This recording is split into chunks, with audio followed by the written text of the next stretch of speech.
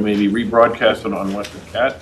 To begin with, we'd like to welcome members of the Zoning Board of Appeals who will be chiming in with us a little bit later. We have Dan Britcho, David Earl, Scott Fitzgerald, and Scott McKay, as well as Town Planner Joe Genowitz and Assistant Town Manager Jeffrey Morset.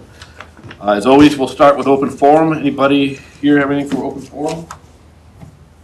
Mr. Chair, just if anyone is here tonight for the New England Power Company stormwater application, they've requested that this item be taken up at your September 15th meeting. So, Good. Genowitz? Nothing, Mr. Chair. Anybody from the audience?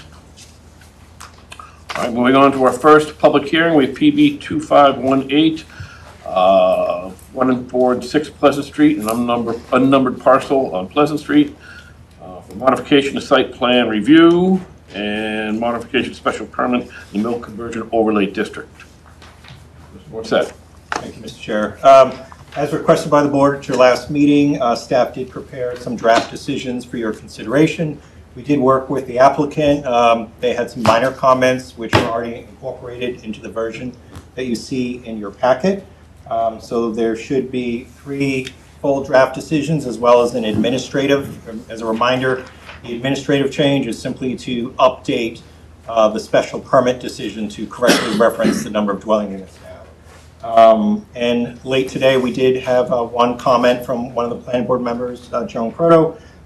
She had a question about one of the conditions of approval that relates to the affordability component. We shared that information with the applicant, and they suggested some language themselves. What the changes are, it really just clarifies that for that 11th unit that if you may recall, they're proposing that an 11th affordable unit be added to the project. They're first going to try to put it in the Abbott Mill Phase 2. If for some reason EOHLC doesn't approve that, they'll try next to put that 11th unit in Phase 1. And if for some reason this is getting a little extremely unlikely now, then they would just put it back in Phase 2 if it couldn't count on the SHI. We do think that they will find a way to get to count on the SHI, but this is just, very clear thing that SHI counts, and we're going to exhaust those options before we resort to merely affordable in fact. So I don't know if you have anything to add. Try to capture the comments we heard from the board, and we're open to comments or questions. No, I'm really happy with the change. Right. Awesome. Nice job picking that out, Johnny. Then I'll see if there's anything else from the audience. If not, then we'll close the public hearing. You get a motion to close the public hearing? So moved. Second. All those in favor say aye. Aye. I'll go to the board discussions on the draft decision. Bob, any questions on any of the draft decisions on this one? No, not on this one. Johnny? No, thank you. Dylan? No question. Darren? No comments, no. All right. So we have how many decisions here? Do you want to vote on all of them at once, Jeff? You could vote on all of them, just make reference to the draft decisions in your packet. I do want to remind you that I believe for at least the site plan review decision, there is that fee waiver request because there was not a lot of construction. It didn't warrant review by the engineering department, and we are benefiting potentially from the SHI accounting. So I just want to be upfront about that. You could take it all with one vote as long as you reference the draft decisions that have those votes in there. Okay, so can I get a motion to approve the draft decisions as in the packet and as modified by the language this evening? So moved. Second. All in favor say aye. Aye. All right. Moving on to, anything else with that, Jeff? That's great. Let's keep going. PB 25207 Carl Thompson, site plan review. Attorney DeShames. Mr. Chairman, members of the board, good evening. You'll recall when we were here last, we went through the project. We were waiting to hear final comments back from the engineering department. We've heard back from them. We've already reviewed them. There are no issues whatsoever. There were minor changes which we've made. So we seem to be clean with the engineer's review. Also want to let you know we had a great meeting with our neighbors after we last met. We walked around and explained everything to them. They had a lot of questions and a lot of requests. We were able to satisfy in everything, and in fact, we actually agreed to help 1 or 2 of the neighbors out by cutting some trees that we can take out for them while we're doing our clearing. They had a couple trees that were leaning over their house, so we've agreed to do that for them. And we went through the details of the buffer zone, and I think Again, it was a very productive meeting, and we seemed to be very comfortable. Lastly, Mr. Morissette and Joe were kind enough to send us over draft decisions, which we had little, if any, comments whatsoever. We're agreeing with all of the conditions, so I think we're in good condition, and would ask you to consider granting the permits. Very good, thank you. Joe, Jeff? Yeah, just late today, we did receive an email from a butter. They're actually have no issues with the current project. They did have one request, though. Joe, I don't know if you can pull that up. Their concern relates to, as it is a contractor's yard potentially being approved tonight, that they don't have an issue with what's proposed by this applicant, just that if some other contractor's yard were to come in, well, it may not be considered a change in use. They just are hoping this board might be open to a condition of approval that says, if you change the nature of the stockpiling of the materials, that perhaps come back to the planning board at a public meeting to just see if it warrants additional review or not. I would agree with Object to that. We shared that with the applicant. We're okay with that condition, Mr. Chairman. Well, hours change or stock materials change, that type of thing. Yeah. Well, they would have to already for the hours, I believe. Yep. Because that's already specific. But like if they were to come in and say, start stockpiling soil, salt or something, you know, if it's not triggered by, that would be an opportunity to at least do a sanity check at that. Well, I think in our first meeting, or our last meeting with the applicant, we heard about they're only expecting one delivery a week. So a different contractor yard could have multiple deliveries a day. And that would really change the nature of the business from the perspective of the neighbors. The butters. So let me ask the board, are we comfortable having staff and the applicant work out language for the decision that we could sign in the future and close this evening? Yeah, I am. Yes? Yeah. Okay. Still a public hearing, anybody from the audience? Was there an hours of operation? Was that still a variable? There's a condition in here, and we were fine with it. And what are you, can we just go over that timing? We can't do any work before 6 a.m. or later than 8 p.m.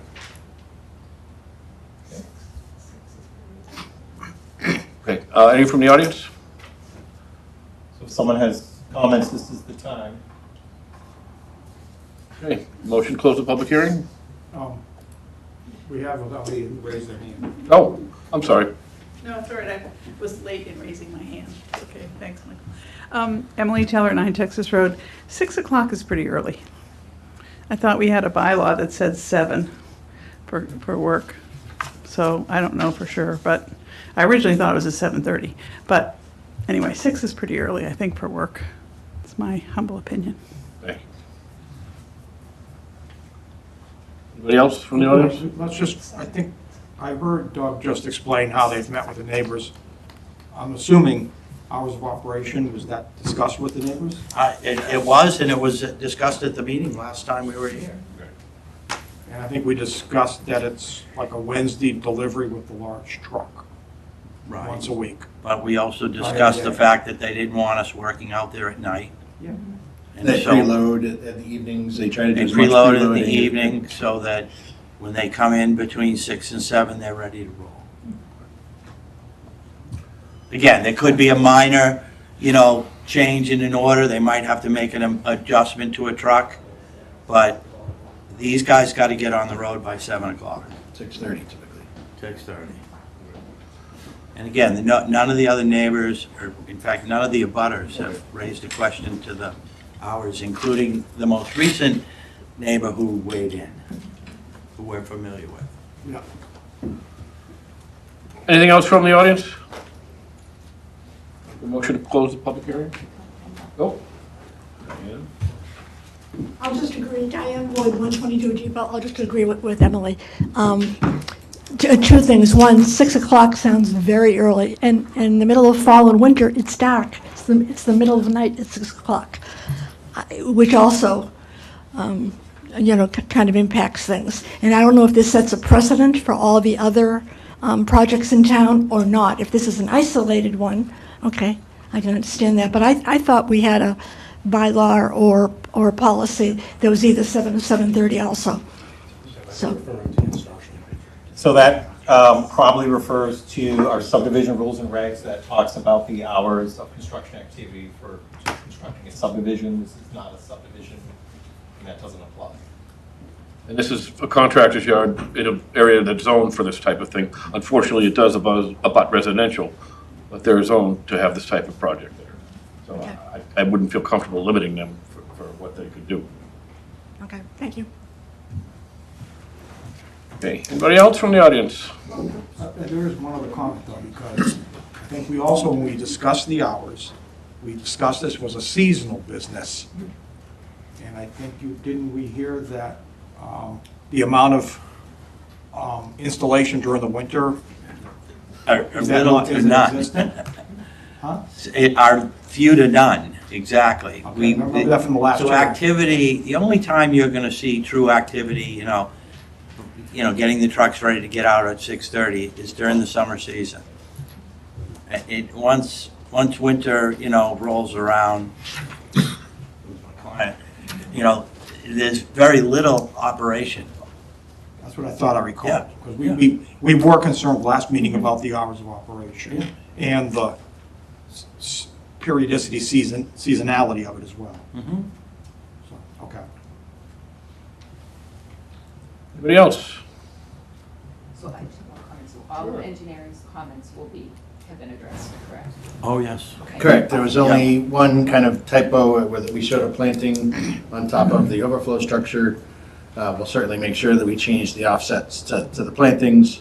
And then it was just a condition that the applicant or the owner is responsible for dust control, consistent with how we responded to their questions, whether it's through sprinkling, maintaining the lawn areas and all the things. And if they have to, they put down calcium chloride, but they're responsible for dust control.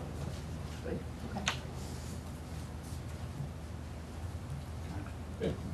Okay. Motion to close the public hearing? So moved. Second. All in favor, say aye. Aye. Back to the board, any questions, comments? Engineering's comments were addressed. Agreed. Same. Bob? No, I'm good. Michael, can we have a motion to approve the decision? Did you? I'm sorry, I missed that. You actually voted on that? My bad. All right, I'm sorry, Mr. Chair. It was unanimous.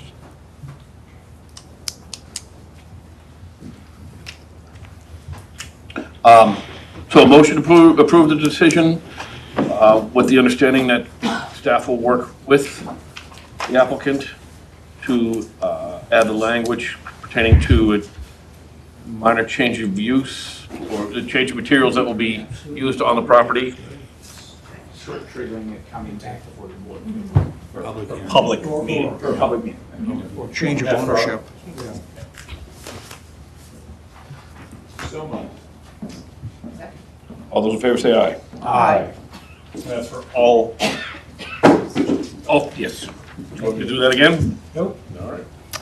Well, thank you very much, Thank guys. you. I know you got a long night. Good luck. Thank you, Jeff. Okay, first general business item, we have a confirmatory release for Lot 18, Banbury Drive, Coachman Estates, to correct an errant book and page reference from 1971, is that right, Jeff? 1975, yes. 75.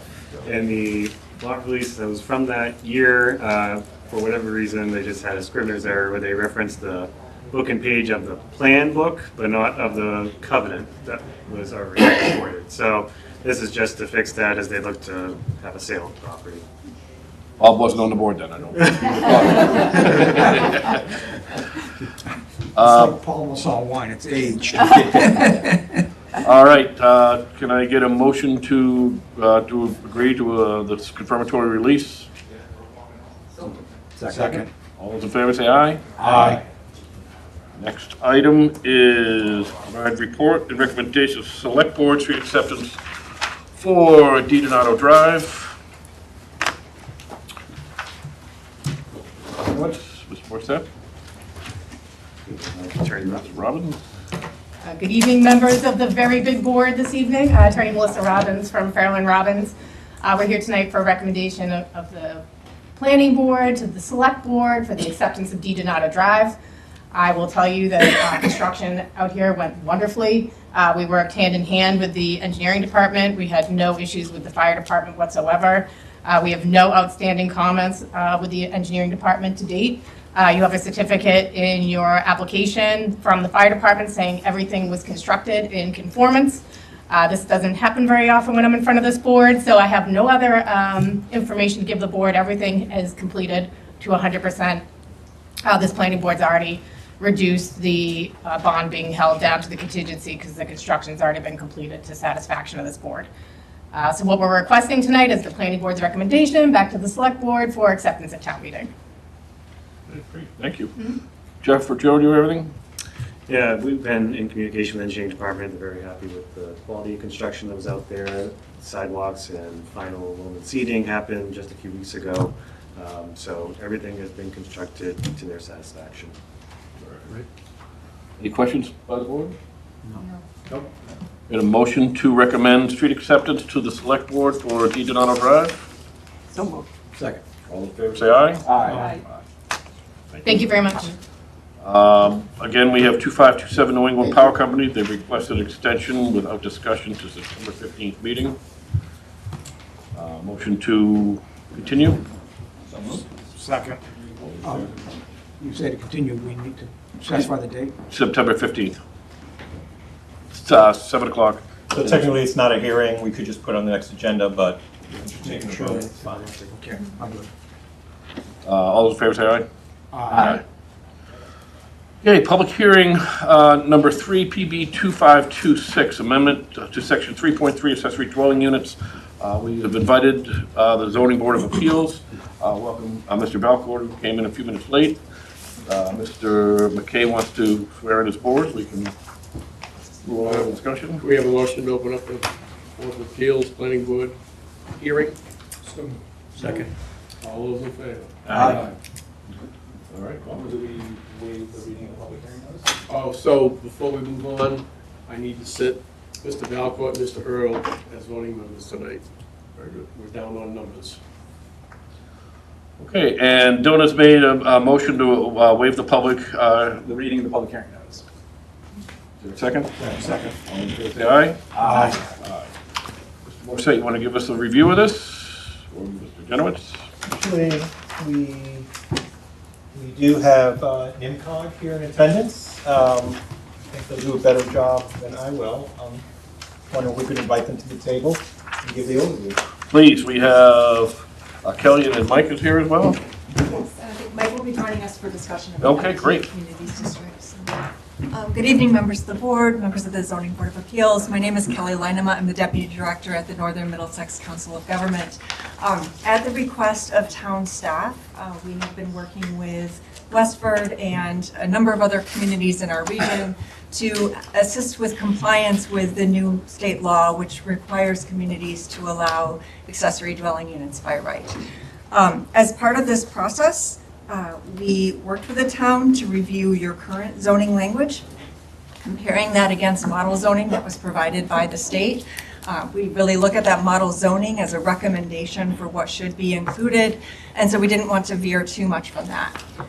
The primary amendments that we are recommending is to distinguish local accessory dwelling units from protected use accessory dwelling units. So those protected use accessory dwelling units, that is the zoning language that is required by the state or is consistent with state law to require accessory dwelling units by right.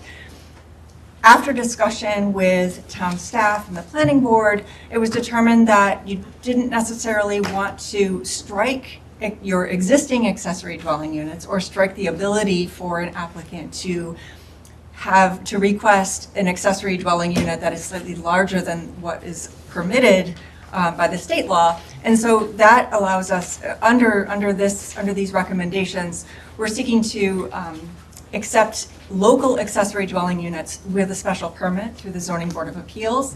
And then this would still maintain the protected use accessory dwelling units through a separate by right process. I'm happy to kind of walk through any questions about that.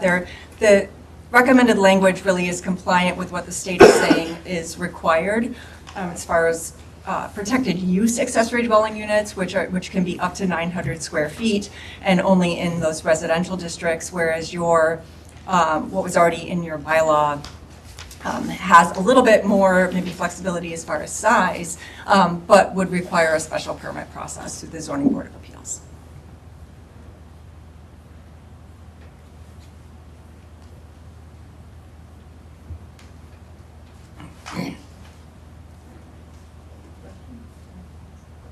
Yeah. You can- Okay. yeah, go for it. Okay.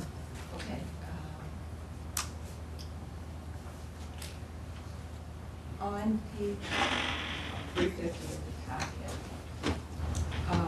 protected use ADUs require not more than one parking space may be added.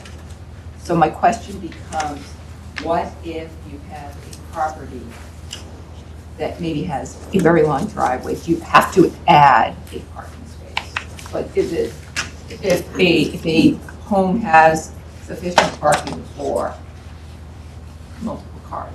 I think so long as you meet the parking requirements, if you can demonstrate that you're meeting those parking requirements in a single driveway, then you would be shown to. Is it necessary to add an additional? You don't have to, if you have sufficient, let's say you have 3 parking spaces already and you add an accessory dwelling unit, then I'm assuming you have 2 parking spaces per residential unit, that third parking space would meet the requirement for the protected use ADU. Okay, just wanted to verify. Thank you. Mike? Yes, please. So, one of the things that the Zoning Board of Appeal has wrestled with for a long time is the fact that we always had a maximum square footage based on the size of the house that you were adding to, let's say. And we felt it was very unfair because there's a whole section of town in Nab and Forge where they're 1,000, 1,200 square foot homes. And they were the ones who could add an ADU, but it was a postage stamp. So that's why we spent hours and time with staff to come up with our new zoning bylaw.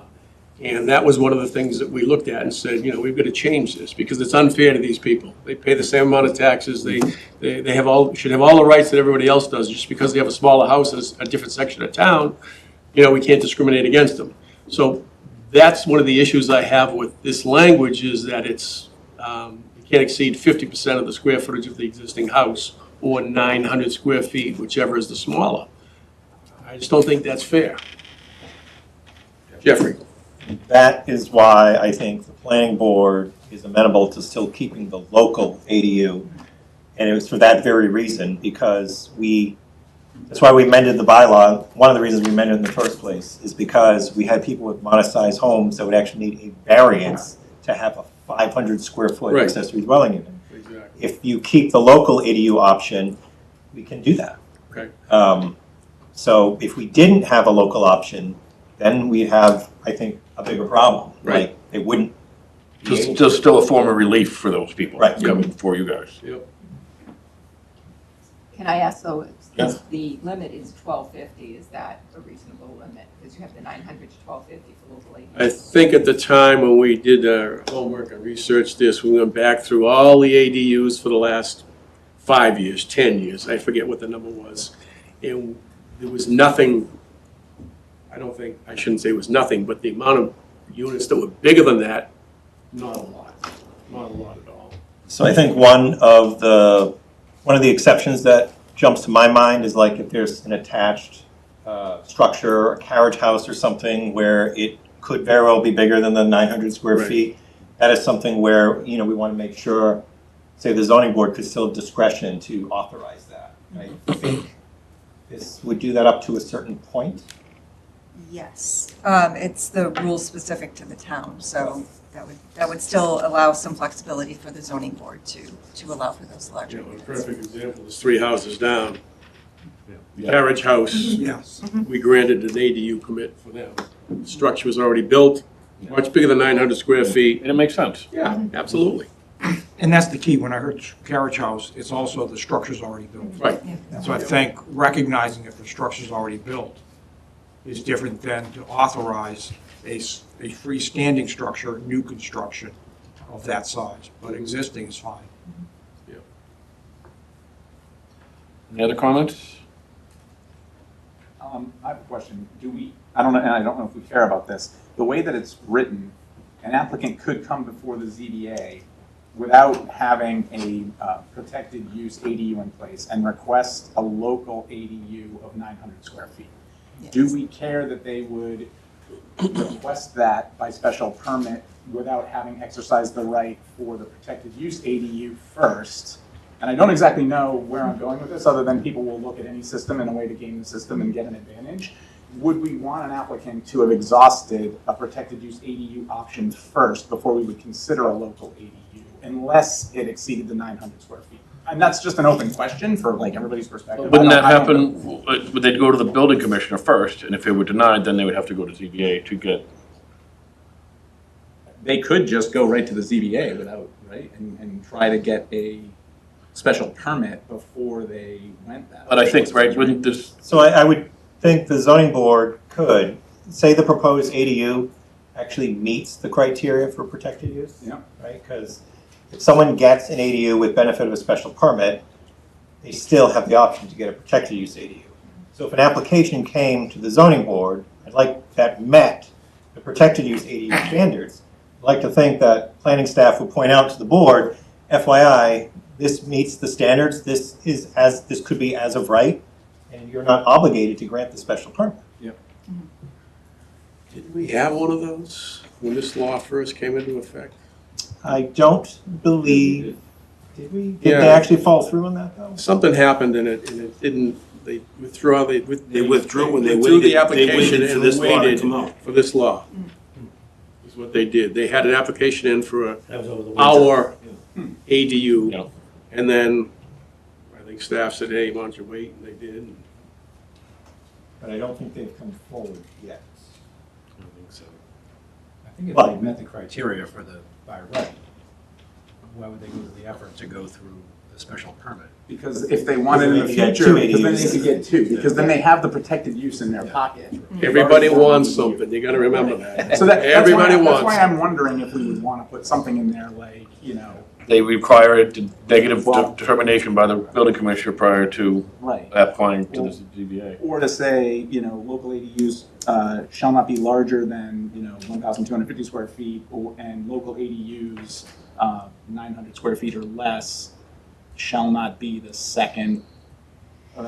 shall not be the first ADU on the property, or something that basically guarantees they can't come for a conforming protected use ADU as a first step for a special permit. I'm just throwing it out there, because somebody will think of that, Yeah, well, especially now that I talked about it. we've already, No, you planted the seed.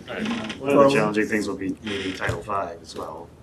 we've already asked some creative questions of our town council for some if-then-else situations. And what it seems to come down to is there doesn't appear to be a way that we could, through crafting a zoning bylaw amendment, to take the protected use off the table. Okay. We asked a number of different angles, and no. So that might change with some future case law, but as of right now, it doesn't appear to be a viable option. Anybody in the audience have any questions on this proposed language? Anything anybody would want to see changed or added or deleted? Up on the screen here, I have the conditions for issuance and renewal of the special permits.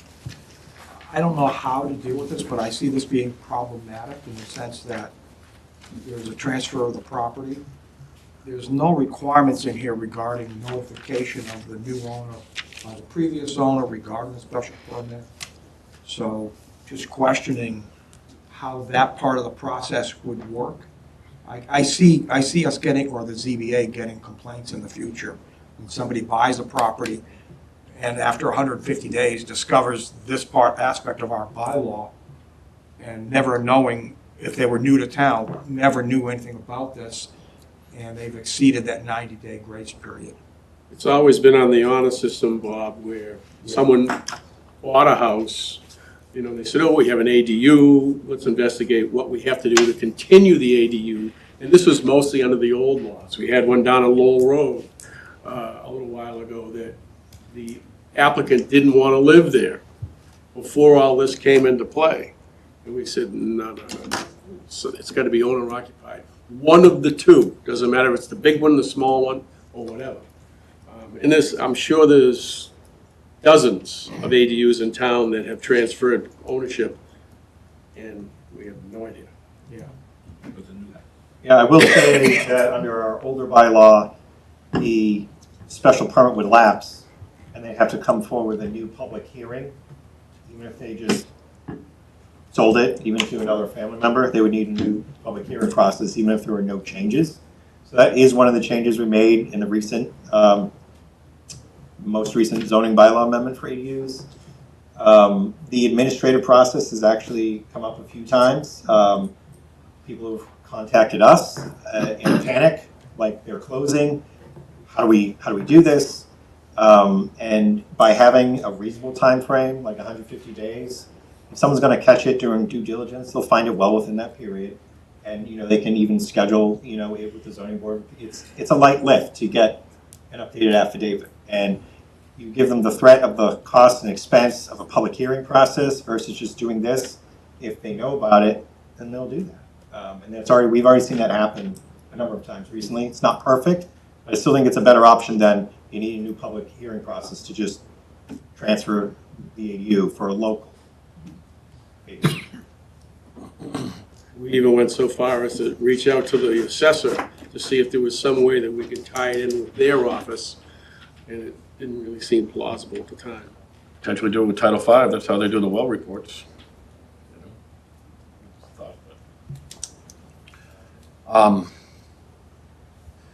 But there is notice recorded of decision, so anybody who has an attorney who's doing a closing who did a search of the deed should be able to tell their client, look, there is this decision recorded and you are required, but that's hoping the attorney is done with the closing.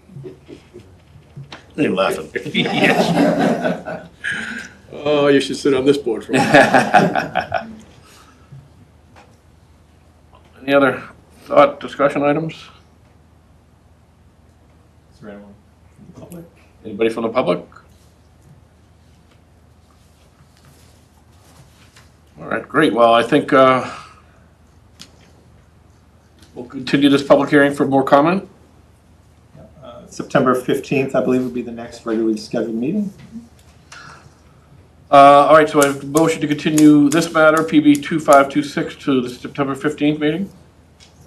Second. 7 o'clock in this building. All those in favor say aye. Aye. Next, we have PB 2525, amendment to Appendix A, Table of Principal Uses. Move that we waive the reading of the public hearing notice. Is there a second? Second. All those in favor say aye. Aye. Terrific.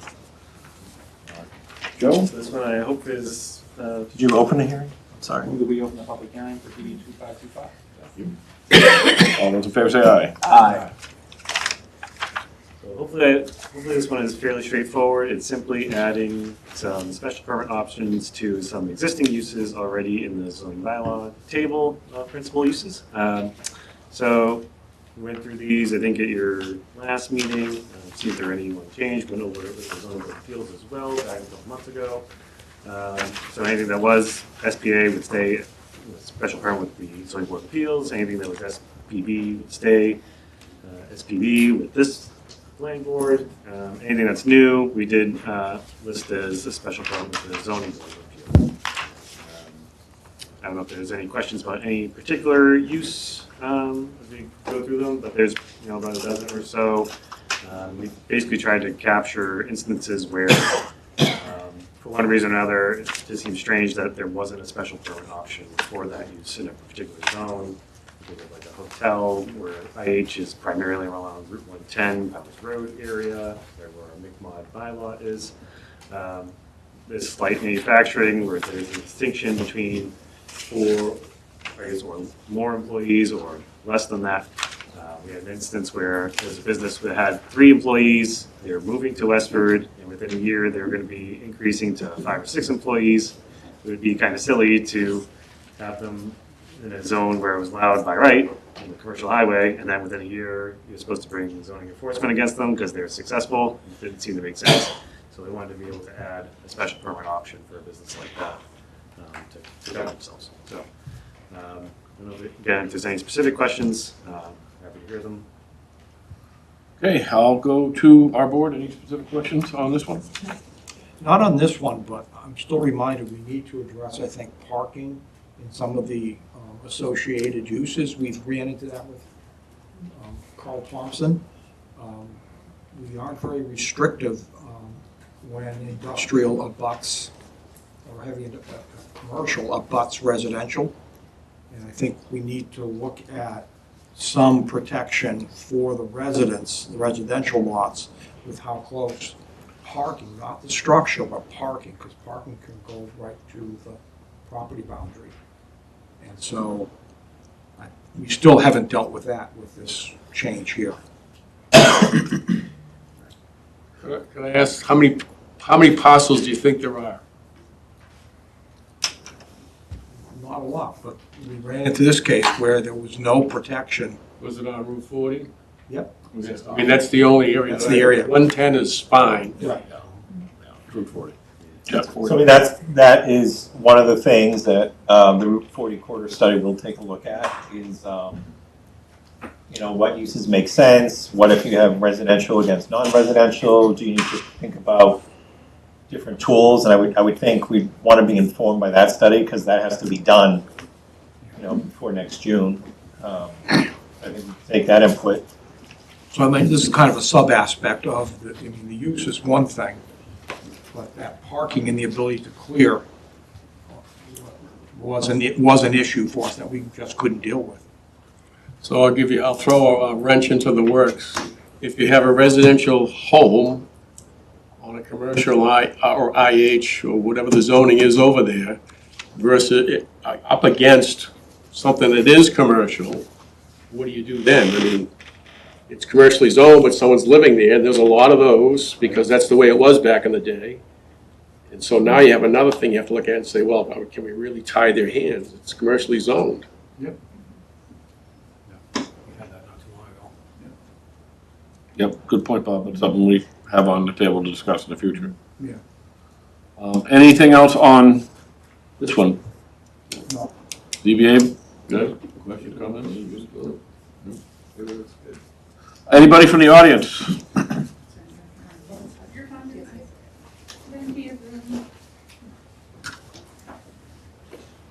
Emily Teller, Texas Road. I should know this after being here so long, but what is it? It says not limited to conversion of a dwelling, but it doesn't say conversion to what? Does that just mean conversion to one of these named uses? So conversion of a dwelling refers to if there was a dwelling in existence prior to the adoption of the zoning bylaw in 1955. There is an option through the special permit with the Zoning Board of Appeals that they could convert that dwelling into a total of up to 4 dwelling units. So they could take that existing structure and convert it into 4 dwelling units. So housing to housing. Housing to housing. Thank you. But it doesn't mean that it had to have been housing all the way from the zoning bylaw up to the present day. It just had to be eligible, it just needed to be a dwelling at the time of the adoption of our zoning bylaw. And could they convert it to a commercial use? That would depend on the underlying zoning district, not through that aspect. That is Okay, to okay. convert to residential, Okay. multiple. Thank you very much. Yeah. Anybody else from the audience? So I think we'll continue this anyway to our September 15th meeting to keep it open as a public hearing. We'd like to invite anybody with any questions, comments, concerns, come up to us on the 15th and we'll discuss further, but I think this is pretty straightforward. So could I get a motion to continue to September 15th, 7 o'clock, this room? So moved. Second. All in favor, say aye. Aye. I think I'll jump over number 5. Number 6, since we have the benefit of ZBA with us. Kelly, if you want to come back up with a tiered site plan review, PB 2523. Can I get a motion to waive the public reading? So moved. All in favor, say aye. Aye. Move that we open the public hearing for PB 2523. All in favor, say aye. Aye. Welcome back. All right, thank you. So again, Kelly Leinema, Deputy Director at NIMCOG. Good to see you again. I NIMCOG was contracted through the town of Westford to assist with looking at your site plan review process. And the purpose of this was to look at the introduction of 3 tiers of site plan review. So to take what is currently just a single tier of site plan review, and for the purposes really of being a more business-friendly community, for being a little bit more flexible as far as review processes are concerned, to introduce 3 tiers. The first would be administrative, which would be conducted by designees of the planning board, most likely a group of staff, perhaps the building inspector, building commissioner, land use department staff, perhaps police and fire, to conduct administrative reviews for smaller changes or things that meet a lower threshold.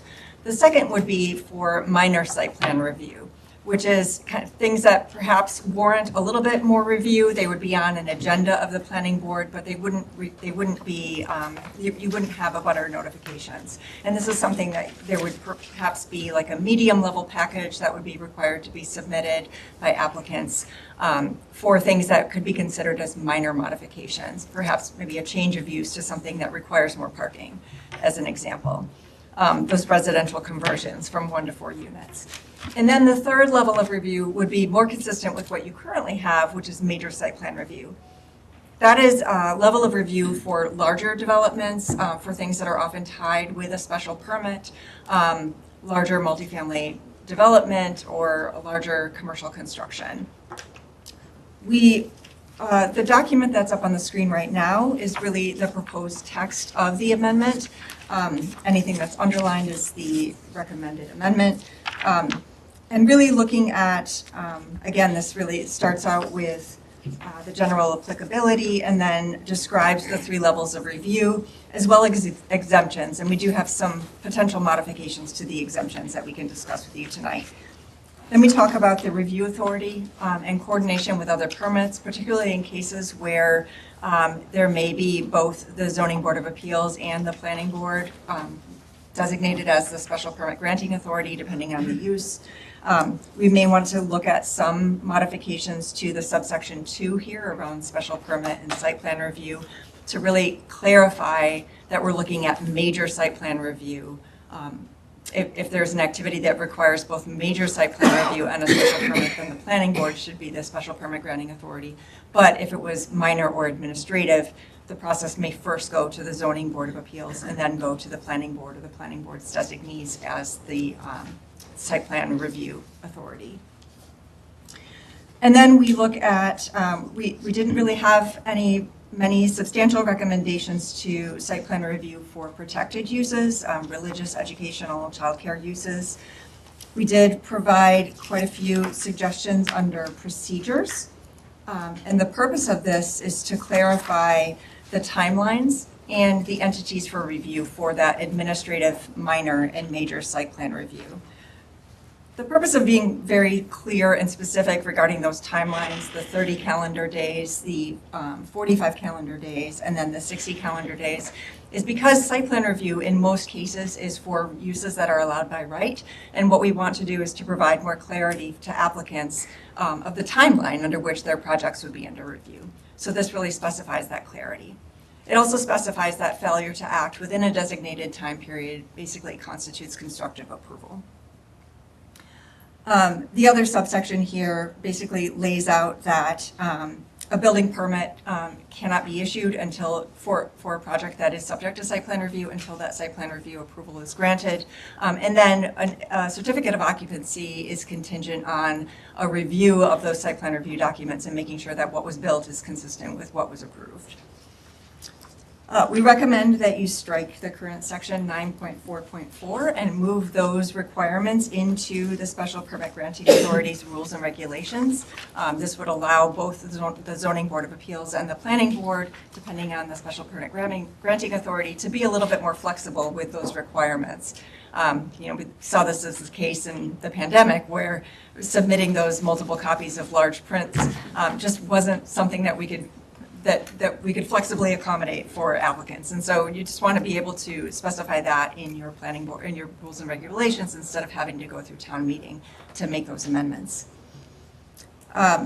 We recommend changing the title of section 9.4.7, which would be subsection 6 to general review standards. This clarifies the standards for review. The text for the review standards for religious, educational, childcare, and large-care solar are in here, although there aren't any recommended changes except for just some minor references to other subsections. And then finally, at the end of the document, these are just standard, these are largely in your current zoning, but these are the sections on waiver, labs, regulations. And the real modifications were these were to really indicate that you would then, if you adopted a 3-tiered site plan review process, you would have the planning board doing site plan review or their designee. So just to make sure that we're covering all our bases here. These recommendations are largely based on the prior hearings that we attended with the planning board, although I'm happy to respond to any questions or any concerns that you might have, and these are things we can incorporate into the amendments as we go forward. Great, thank you. We'll let folks know that this is something that staff has been working on for a year, 18 months. We've had some hearings, we've played little games to figure out what is major and minor. Tony Robbins was involved with that, you know? So there's been a lot of work behind the scenes with NIMCOG and with staff with this, so. Go to our board, any questions first? Bob, any further thoughts? No, I think I'm fine with this. I was kind of hemming and hawing over the large-scale solar energy systems. I appreciate the special consideration for historic, but and I'm just kind of concerned that it's not just historic, but it's when it's in a residential neighborhood. I really want to make sure we're paying special heed to the placement of that system. So perhaps moving that from administrative to a higher level of review, or? Well, which was it, Bob? How do we review large-scale solar energy systems? That's the one I think we're going to have to adjust. Yeah, again, we talked about this, right? And We talked about this, I'm just, right, and then didn't we muddle through this that there probably wouldn't be a large system on a residential neighborhood? Right, there wouldn't be the room for it? we would hope so. But if you have a large, there is a case where you could have a large residential lot, and they could put a large, but it would have to be an oversized lot, it can't be a conventional. The numbers don't work, Yeah. so, but. Yeah, I think part of the discussion also was around small and medium scale. And those I'm fine with. You know, array systems as well, so that might come up as part of that discussion, that bylaw amendment. So, not necessarily we have to make any changes, but we probably should be prepared to discuss this at town meeting. Okay. So I No, otherwise I'm good. Right, so I do think this board sort of decided to delay, another zoning amendment related to solar and sustainability issues. That's one of the things that we think we would take up sometime next year. So it's not like you're throwing it aside and will forever be forgotten. It's aligning with some of the town's goals. It's just this town meeting wasn't the right time to move forward on those, so I expect to be picked up again next year. And obviously anything could happen, but I would bet that an oversized lot in a residential neighborhood, a builder's not gonna put solar up, but, Yeah. just have a better mouse, right? Dylan? I'm good. Darren? No, I think it's a great improvement. Just one question. What if there was extenuating circumstance and someone came in and it seemed to be on its face administrative, but staff said, hey, just, geez, we'd love to have planning board opine on this. You can do that, that's Yes. built in there, so we can always kick it up to the board. Right, good. So that's fine. Yeah, I like it. And the applicant, I believe, also could request to have it brought to the board if they would prefer to have planning board review. Yeah, great. Mr. Chair, your board have any questions? Of course. Of course. So, under administrative site plan review, number E, the restriping of an existing parking area. First of all, I don't know anybody who's gonna get their parking lot restriped that's gonna come to any board to get permission to do it. I just don't think it's gonna happen. Well, that's been a problem, they just do it. Right, and so, based on probably what was done, or approved in a plan at some point, it's just duplicated. I think this is referring to like if they are changing the layout or the configuration. It doesn't say that there. So maybe we, Yeah, the situation I can think of with a recent change that I spoke with Jeff about was where they added spaces, restriped it, and it now impinged upon the fire truck turning radius in that lot. that was a change, not merely restriping. That was So not maybe just we need to restriping, that was a look at the change. word restriping. And I think that might be, I think perhaps looking at minor site plan review where we are looking at,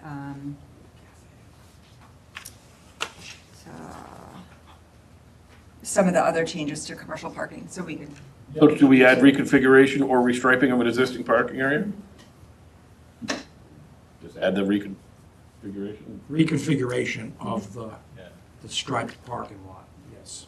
Yeah, I think to Scott's point, restriping could, you're not gonna get permission to repaint where the line is, but Reconfiguration, restriping reconfiguration is the concern.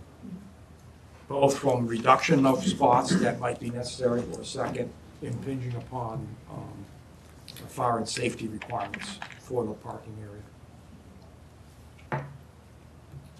And then under minor site plan review, number C, a change of use that increases traffic or parking demand. So we have a lot of multi-tenanted buildings. Someone goes in and does a tenant fit up. How do we know this is not going to increase traffic more or less? If one business is more successful than what was there, it could increase traffic, but how are you going to prove that? I think this is looking specifically at your parking requirements in your zoning, so it's, obviously, we don't know exactly how many, those parking requirements are based on estimates, so I would interpret this to be calculating the parking requirements based on that new use. And if that use would generate the need for more parking spaces, then it would trigger minor site plan review. And I don't know how you're going to be able to prove that because. So we get them all the time, the change of use requests. Yeah. And so if you're, say, a barber shop, we anticipate so many parking spaces. If you go and change and you're an eyeglass shop. So generally, they have to come before us, and we have to say, yes, the same amount, or no, it's different, and they have the parking. What we're saying now is Jeff and Joe can do that, and their staff can do it instead of coming before us. I mean, there's specific types of businesses we require specific parking spaces for. And if it's a change of use from an ice cream shop to an eyeglass store, we know what that parking is going to be. They can determine whether or not we have it without coming before us. Okay. And then to Bob's point on the solar situation, I think you need to define what large scale is. It is defined in here somewhere. Is it? Yep. Yeah, I it's didn't in the see it in here, that's It's in the, why. we didn't modify the It's in the definition, so, definitions. yeah. Because large in your world may not be large in my world. We had the same discussion in our last meeting because it was confusing. Yeah. Okay. So people, staff did ask for an opportunity to maybe beef up the exemption section. So we might have some language for you for the next meeting. We just want to be clear. There's some things that we don't think should trigger site plan review. And even though it might not be triggered, we think rather than people guessing, we'd rather just call it out. So for instance, if there is, say there's ADUs, multiple ADUs, let's just say there's a protected use, accessory, a local, and the primary. Technically, the way our definitions read now, I think that could read as a multi-family development, and we need site plan review. And we're like, we don't necessarily want site plan review for that, or say you have 3 or 4 existing units already, if someone puts up an accessory structure, like we don't think things like that should need a site plan review necessarily. Just follow the normal building permit process, septic, conservation. So we just think there's a way to improve clarity to make sure we're trying to fix and streamline. We don't want things unexpectedly come to us now that we weren't seeing before. Jeff, one question on that. I see temporary uses under there. Yes. Could that be potentially amended to be temporary uses which don't increase the parking or significantly increase traffic flow to and from the parcel? We've had food trucks and stuff that were going to be co-located on a site that also had an existing business. Yep. So that's something that we can look at. We also raised the discussion of temporary uses, that might mean different things to different people. It's the definition of temporary. So we're already working on that. Yeah. I think you've already got something quite reasonable, but Yeah. we'll have that in your next packet. I mean, it's temporary 1 day, 1 week, 1 year. One season. Work rich, right? They broke ground. They really do. Anybody in the audience, questions or comments? Mr. Chair, just a couple things on timing. As you're scrolling through there, I see that if you have to apply for a variance, you can't apply to site plan review till your variance decision gets issued. Perhaps have some leniency there. I mean, we have 4 months a year now where we only have 1 board meeting a month. So perhaps if a variance is being continued for a decision and you want to apply for your site plan review because you know you're getting a decision at the next meeting, allowing an applicant to apply for site plan review so they can get onto the next month's meeting. So they don't lose 2 months of time. So long as you've been before the board beforehand and apply, or at least an application? Maybe? Correct. Right. Reasonable, I think. The only other thing I saw on timing here is that you have to, once you apply for an occupancy permit, you have to come back to review site plan review standards with the planning board prior to issuance of an occupancy permit. That has the same timing issues to me. That concerns me because that could be 30 days. That means I'm ready for an occupancy permit, everything's done, but I have to wait till a planning board meeting for 30 days to get an occupancy permit. That could be really harmful for a small business owner. So perhaps deferring some of that site plan review standards to staff to make sure that all the site plan review standards has been reviewed prior to issuance of the occupancy permit, not waiting for the planning board meeting. That was it. Something to discuss. Yeah. I'm wondering if that meant to say designate, because we Yeah. typically review anything that comes before the planning board or zoning board, and you folks reach a decision. The planning staff checks if for consistency with those decisions before we sign off on occupancy. So like, They don't all come back to us. no, Yeah, that'd come back. I think maybe it's Or their designee. designate. Yeah. Helpful, Mr. Chair, thank you.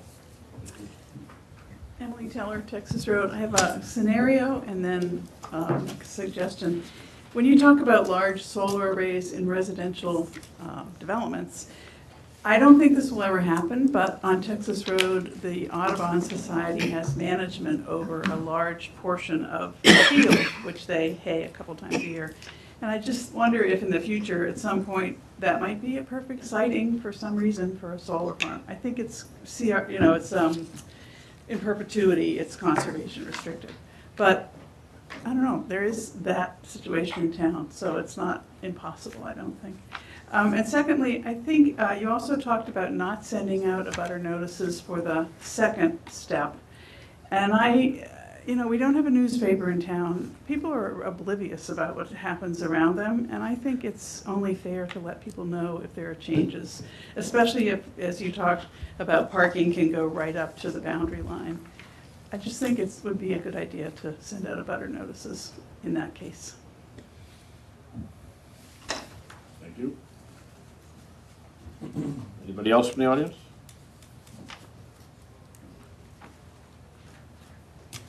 Anybody else from the boards? Okay, this will be continued also to our September 15th meeting, 7 o'clock in this building for further comment and discussion. As we prepare for town meeting. So I get a motion to continue this? So moved. Second. All those in favor say aye. Aye. Aye. All right, thank you. We are moving on to amendment with the MBTA Communities Multifamily Overlay District. Mr. McKay, you're welcome to stay on with us if you want to chime in on this. We'll open the public hearing for PB 2524, amendment to the Communities Overlay District. As I said, can I get a motion to open, motion to Wait, I'll move that we waive the reading of the public hearing. Second. all in favor say aye. I move that we open the public hearing for PB 2524. Second. All in favor say aye. Aye. All right. What's the start of this? Jeff, Joe, Kelly? I'll start on it, I guess. So we have the graphic up here on the screen, and hopefully a fairly straightforward request was brought before you by the Gutierrez Company to see if you would consider this change. You all agreed to bring it up for consideration at town meeting. So NIMCOG assisted by reviewing a couple scenarios that would involve adding this parcel over here, 5 Technology Park Drive.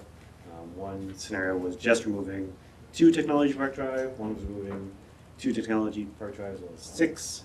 So you see the red X's in here. This is the one that the Goodyear's company prefers to go forward with, and I'm going to guess that's one that the board would be liking to go forward with as well.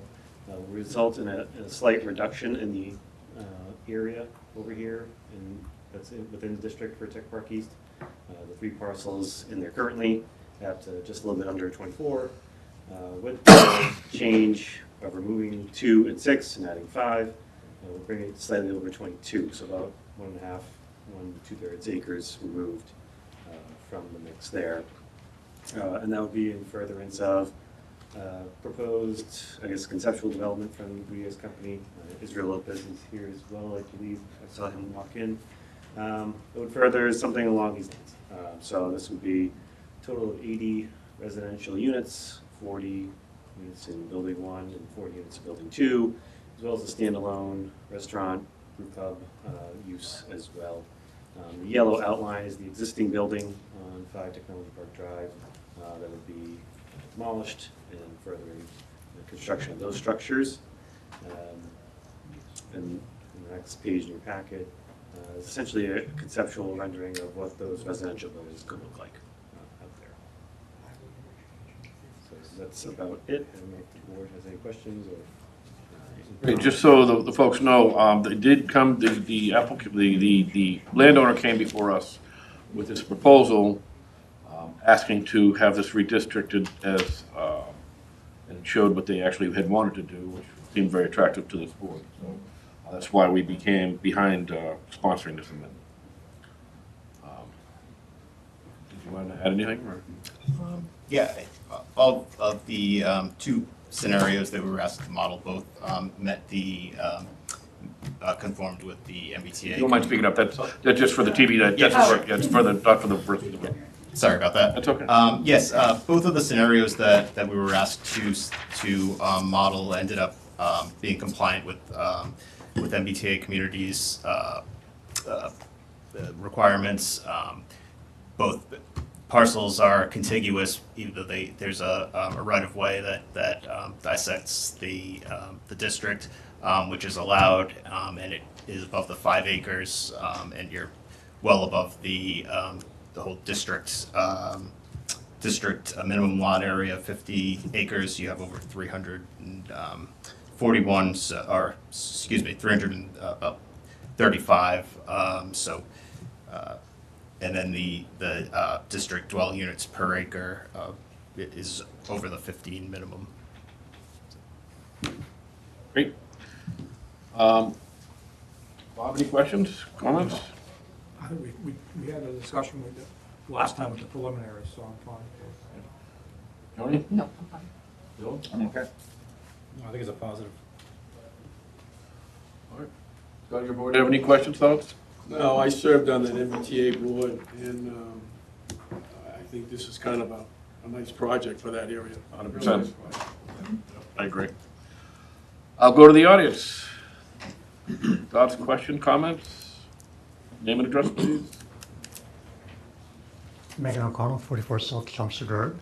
A few comments. One, I do think personally that this... I'm sorry, can you speak up?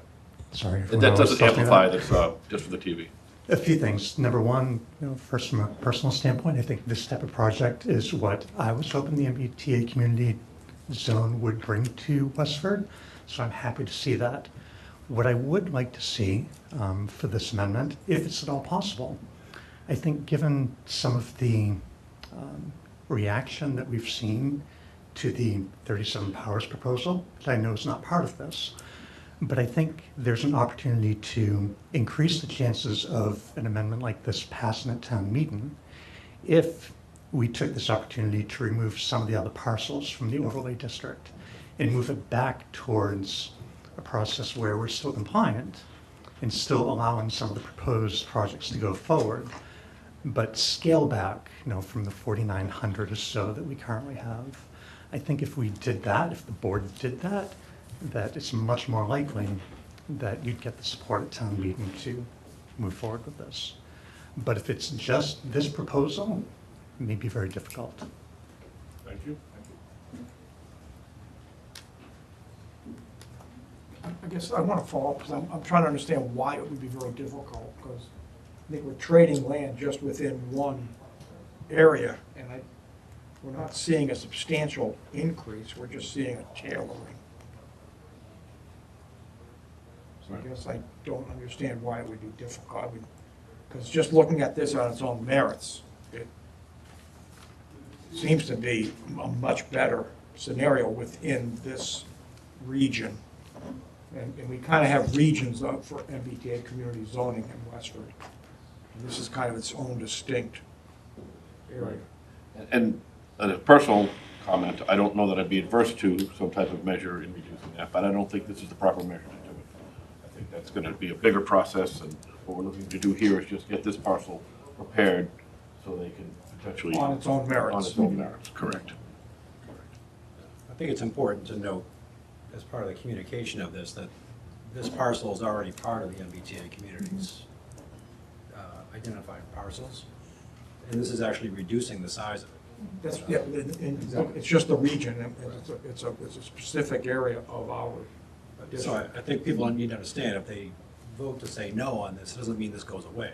This Right. means it stays as it is originally, as part of the community as it is right And now. it doesn't, and we don't get necessarily as good a development as we would have if we make this adjustment. That's right. I just want to make a little comment about, even if we do propose some way of taking some of the parcels out, which I don't think the MBTA committee wants to do, you know, there's a legal process of being able to freeze zoning on a parcel for 6 years. I'm not sure if anything that in Westford's already happened, but I know in other communities, they've tried to do this, and there's a flock to the planning department to freeze the zoning on those parcels. We've received. Stay tuned. Total of 3 applications today. So, and I don't want to see, you know, a flock of these things coming in. They have the right to do it.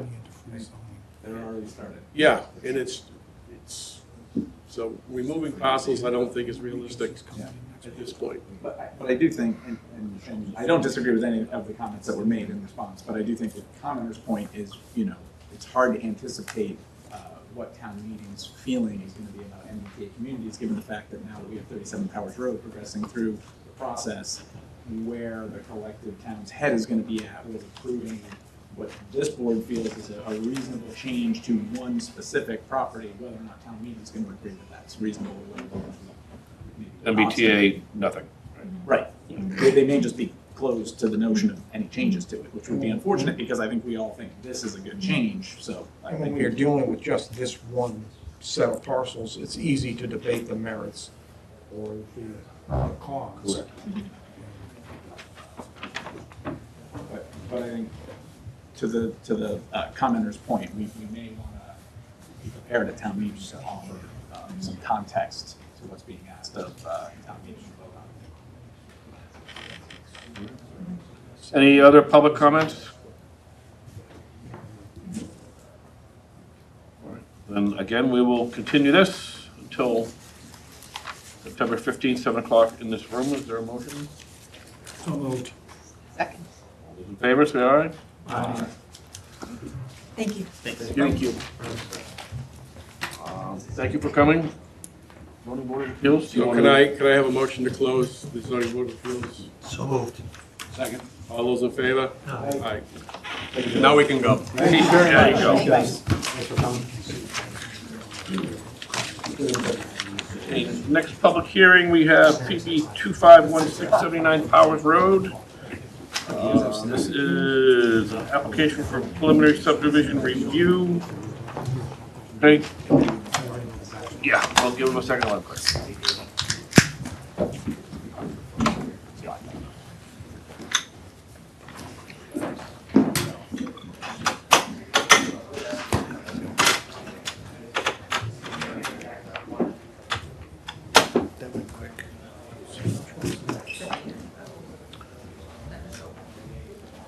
All right, so we have PB 2516, 79 Powers Road. Can I get a motion to waive the reading of? So moved. Second. All in favor say aye. Aye. I'll move that we open the public hearing for PB 2516. Second. All in favor say aye. Aye. Good evening, Attorney Robbins. Good evening, Mr. Chair. For the record, Attorney Melissa Robbins from Farrell and Robbins. Also with me this evening is Matt Waterman from Land Tech Consultants. As Mr. McKay and as Krista Ball has just said, we're here tonight for a preliminary subdivision for 79 Powers Road, otherwise known as Neshoba Valley Ski Area. This is a preliminary subdivision to carve our 9 existing assessed parcels into 3 total lots. This application is part of a 2-step process to secure zoning protections for the property under MGL Chapter 40A, Section 6. This will be followed within 6 months of a definitive subdivision application. Although it is not our intention to build the actual construction of the subdivision, we still need to comply with all of your regulations and comments. So that's why we do, partially why we do the preliminary subdivision process. It gives us the protection and also allows us to get the feedback of the board. We would take the conditions that this board gave us as part of the preliminary subdivision and put it into our definitive subdivision process, just like any other definitive subdivision process. For this particular application, I did see one comment that was regarding existing structures on the property, should the lots actually be carved up this way in the future. And certainly would be happy with a condition going forward. We could place it in our plans that all existing structures would either be removed or get relief for their current location should we ever proceed with the definitive subdivision application. That was the only comment received to date. I have Mr. Waterman here who can go through quickly. It's a very conventional looking loop road for which we have 3 lots of coming off of, and with that I'll turn over to Matt so he can run through it quickly. If you want to bring it up, Jim. Correct. And everyone's familiar with the Neshoba Valley Ski Area. This is the main entrance on Powers Road. When you first come into the facility, they do have an overflow parking lot, gravel parking area on your left, and then you kind of transition into where the more formalized, where some of the formal lift lines and lifts are, and what used to be the ski shop and is now, I think, one of the training facilities.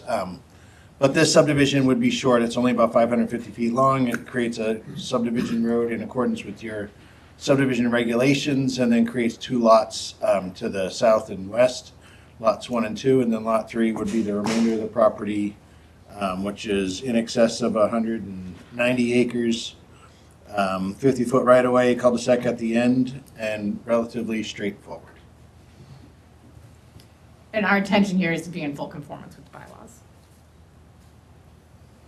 We're happy to answer any questions that the board may have. I just have a question. So you put in the proposed right-of-way, is that still the entrance to the ski area?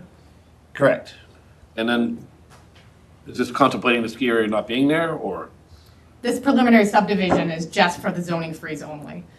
So it's not our intention to actually construct this preliminary subdivision. It's only so that we can follow within 6 months of a definitive subdivision and ensure that we have a zoning freeze under 48 Section 6. I understand that, but so if based upon this, though, you'd lose access, I know it's just conceptual. Sure. To the rest of the ski area. Yes. This would just be for those 3 lots as they showed, and it would. And there's the end of the cul-de-sac, and then. Yes. We do show like the drive-through for the ski area with some additional parking. It doesn't shine on the TV, so I apologize. You can see it. But you on the pull down, Yeah. you can see the entrance you'd still be able to drive through and go to the ski area, and then we just quickly configured some parking area that was lost. So you can see this dashed line was the initial concept of being able to maintain access to the ski area while providing this. So lot 1 is kind of overflow parking now, over lot 2 as well? Yeah, that's the gravel parking area that. And is that part of the permit for Witches Woods or anything? I don't know. We could certainly look into parking and what their needs are. I know that they do have, they are very good at managing their parking. They know what their parking demand is, not only from a ski area, but from the Witches Woods. They do also have overflow parking where the volleyball facility used to be. Yeah. So I'm sure that they could make up parking over there. But we could certainly address that moving forward and have real numbers from the facility. And Mr. Chair, just to your point, thanks to the town of Westford and the new commercial recreation overlay district, we have a lot more opportunities to do a lot more recreation out there and even more flexibility with options like Witches Woods with parking and regulations and additional uses. So it would actually make our lives easier going forward now that we have that bylaw in place. So just, pardon my ignorance on this, right? So I'm assuming this isn't what they're intending to do at some point, right? Why would you put 2 residential lots on this property? Right. What does this preserve for you? By just dividing the property up? This freezes zoning as of the day of the preliminary subdivision application. That's the sole purpose of the application, to secure zoning going forward. So should people want to get rid of the commercial recreation overlay district, should they want to get rid of MBTA communities, this particular piece of property would be completely protected for 7 years. As long as we come back within 6 months of this application for a definitive subdivision. And we've done it on other parcels before, but that's the sole purpose of going through this exercise, is for zoning protection. Bob? I guess I want to understand Lot 1 and why it was chosen. The proposed driveway would go directly to Powers Road and not to the existing driveway. Is there something specific? Because that would seem right away to eliminate, it's going to eliminate some of that buffer space along Powers Road, the ability to screen. And as we know from other area proposals we're dealing with, we're very concerned about the setback from Powers Road and maximizing that ability to screen. Mm-hmm. So I didn't know if there was anything in particular for why that was done. No, I think it was just a drafting preference. I don't think there was, I think the lot was wider in that direction, and then we had a house that just seemed to fit better that way. Yeah, I'm looking at it, I didn't see any wetlands or anything that necessarily restricted it, but No, we can look at that too when we go forward with the definitive moving it off. Anything else, Bob? is there an estimate number of dwelling units for this kind of a concept? For the property in its entirety? What is proposed here in terms of, commercial, residential on this concept? These are just 2 residential lots with the remaining portion being maintained as is, status quo. Approximate number of dwelling units? Well, we're creating the lots here, so we don't have a total number of dwelling units, but right now we're showing 2 single-family homes and then maintaining the use to the rear of the 2 property. single family, okay. Yeah. Strictly single family, Correct. that's good, thank you. John? No, Bill? No comments. Darren? No, given the purposes of request, I have no questions to ask. All right, does public, Jennifer? Just to clarify, I think the zoning protection would be 8 years from the date of the endorsement of the definitive subdivision plan. Yeah, and you have to back into the preliminary, and I can make sure that those timelines, the board has those timelines. Yeah, I think Yeah. it's, if you filed within 7 months of when you submitted the preliminary, you would have 8 years from the date of the endorsement of the definitive. Definitive, correct.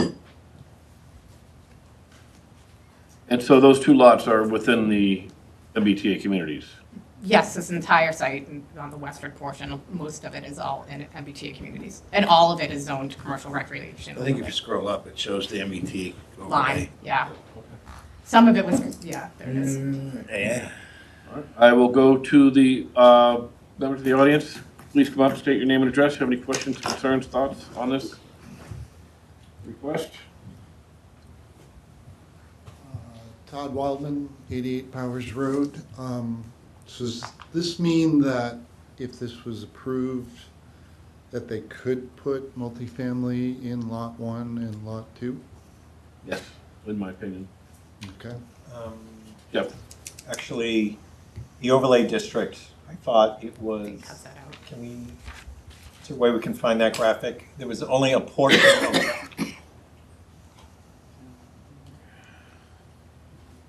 Yeah, I think I had updated and submitted revised plans that showed that MBTA overlay. I don't think that's the plan set, the revised plan.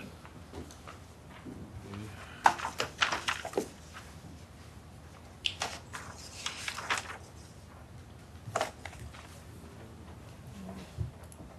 guess if we get to see So it's only for the portion of the lot that currently is subject to the overlay district.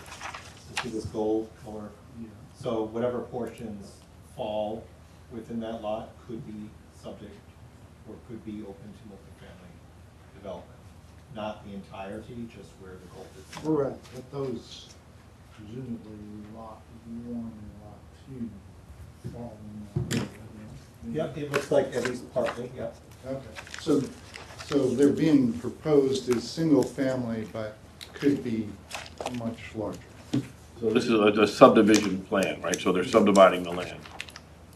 Okay. But to be put on there can be put on there, whatever they can put on there is a matter of right. We're deciding whether or not it's proper utilities and it's within our zoning to allow them to subdivide that. As I recall, there are some significant front yard setbacks along Powers Road. That's correct. Okay. All right, thank you. Thank you.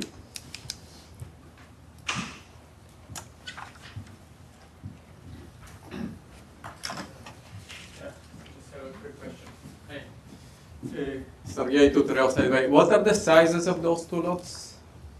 There's one is 1.17 acres and the other is lot 2 is 1.13 acres. So, according to our bylaws, what is the maximum amount of units they can, if they decide to go with the multi-family housing there, what is the maximum amount of units that they can put on each lot? I don't, Yeah. I don't think your problem is lot 1 and 2. Lot 3 is 191.1 acres. Mhm. I don't want to speculate on behalf of the applicant, but that's probably where they're going to put the multi. So I guess what I would say, for the entirety of the Neshoba Valley ski area, I think the unit capacity maximum in total was about 600 units.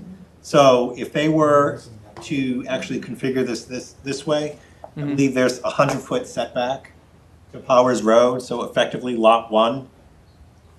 I mean, it looks just, the depth is not very deep once you take away the front yard setback of 100 feet.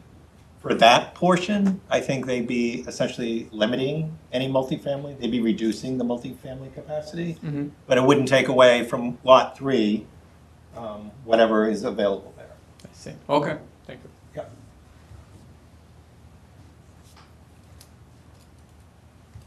Any other questions? All right. So,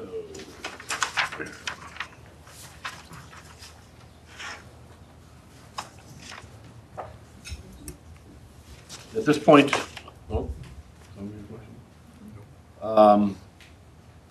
there's no need to continue this, right? Because this is just preliminary.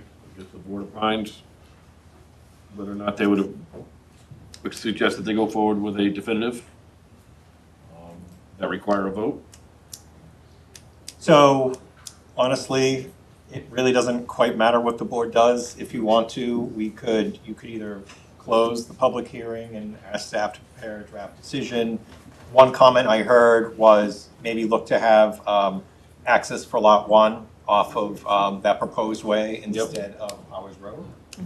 Otherwise, it's just conform to the subdivision rules and regulations, so we're happy to do that if that's what the board wants to do. And we're happy to give any time staff needs to issue that decision.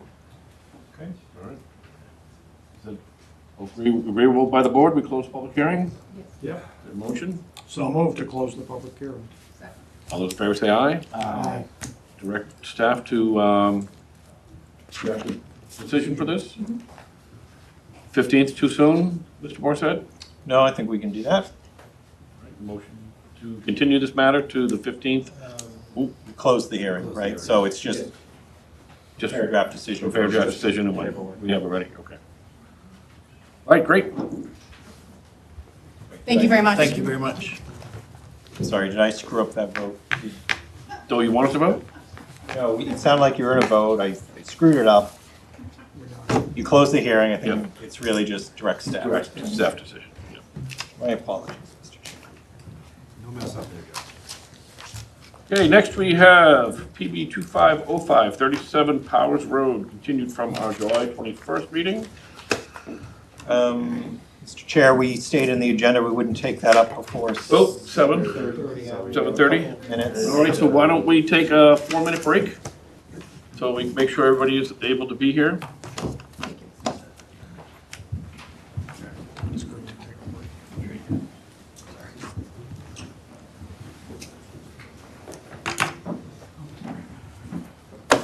That's my name.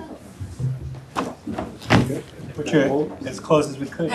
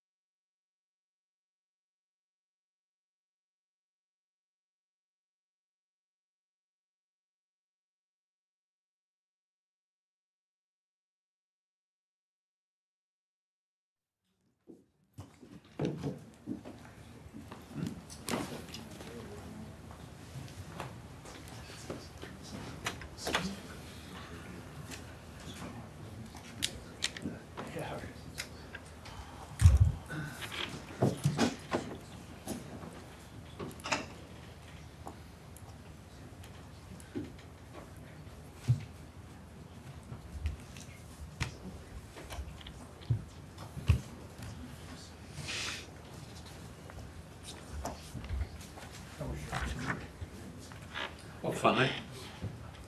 Stopped at a project in Lancaster. We were gonna do that.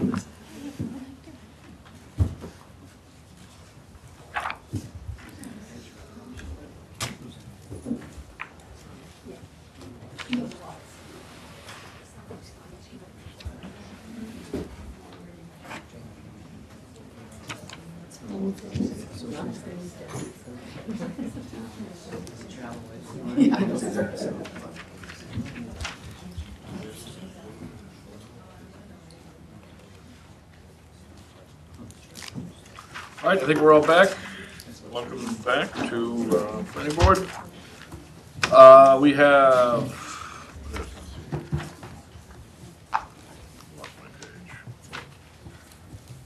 PB 2505, 37 Powers Road, continued from the 21st of July.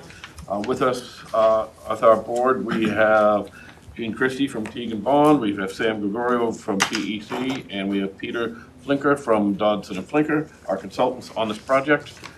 Mr. Morissette, want to bring us up to date? Yeah, just a couple things. So if folks are here for the preliminary subdivision, I assume you'll take that up after the 37 Powers Road.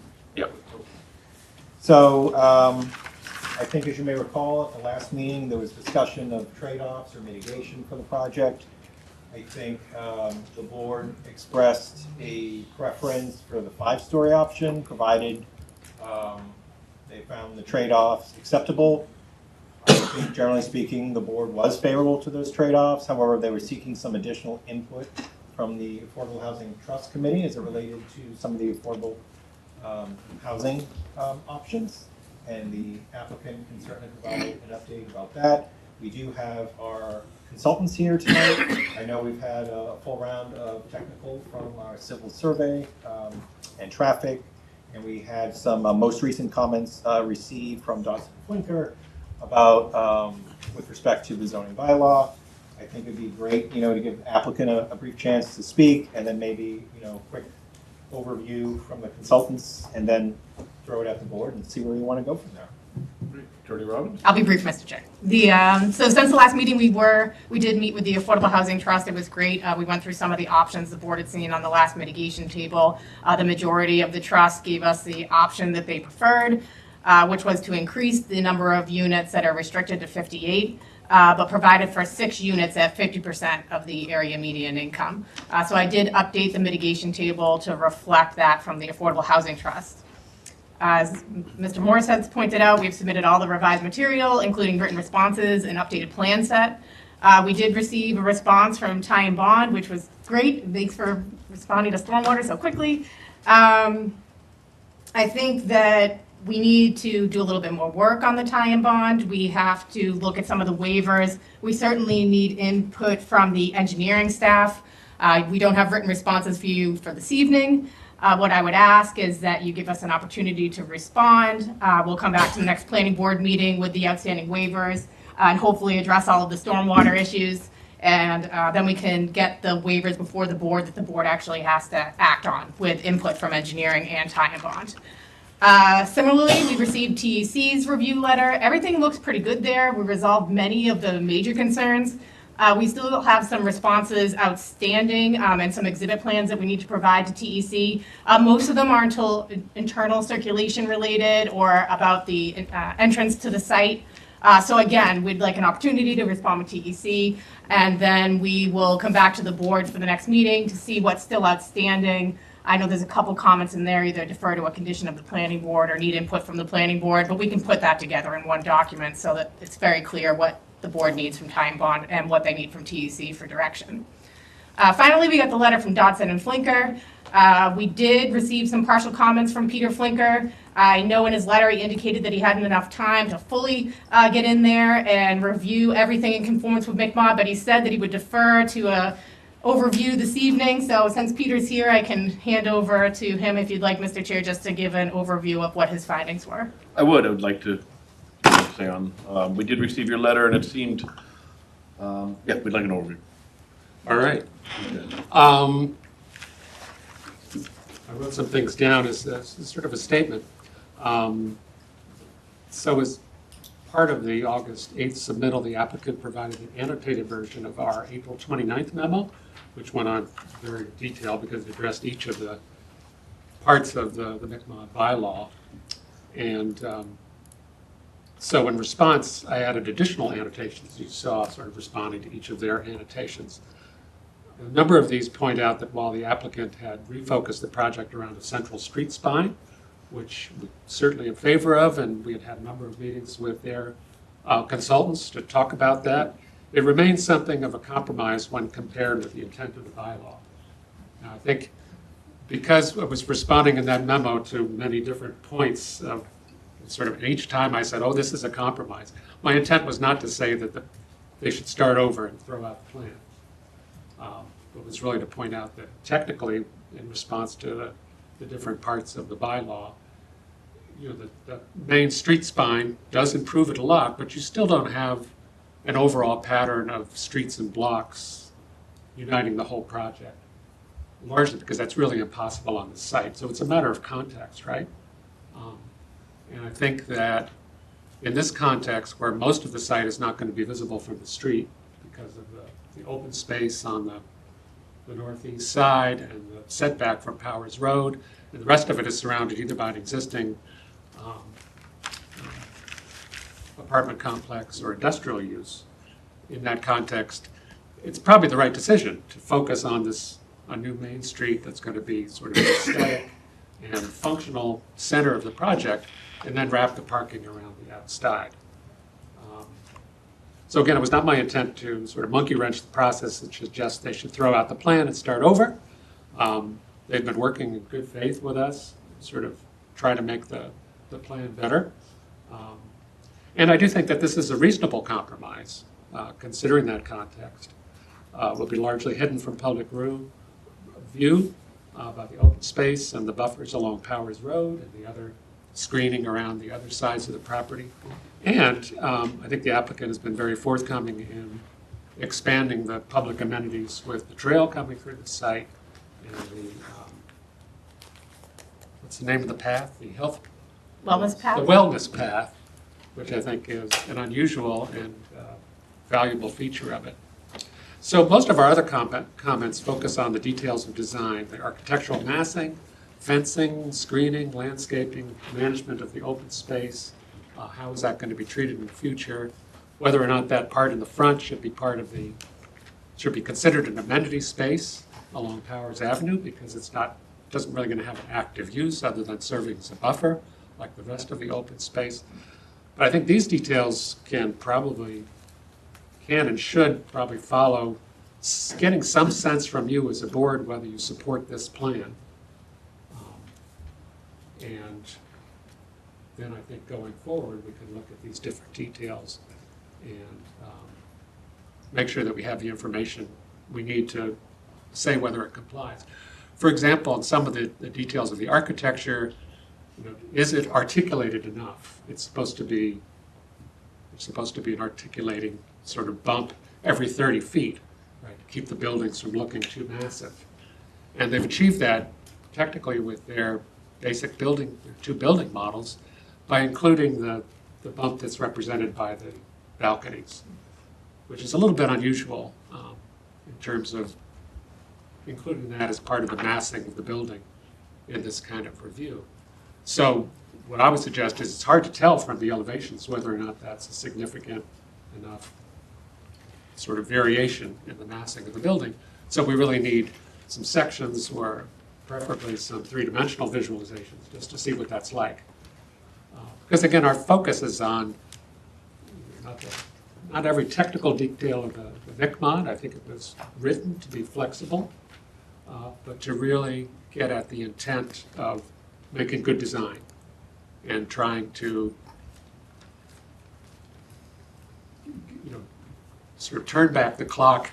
I think the intent from the beginning was to make this something that's, in all the projects in the NICMOD, to make them something that's less suburban and more building something that feels like a real place, where the buildings create a wonderful backdrop to human life, right? And that means streets and blocks and wonderful public places where people can gather.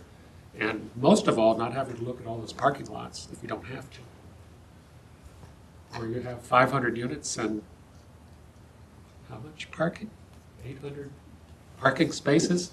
It's hard to disguise what it is, but I think it can and should be improved. And I think they're working, as I said, they're working in good faith.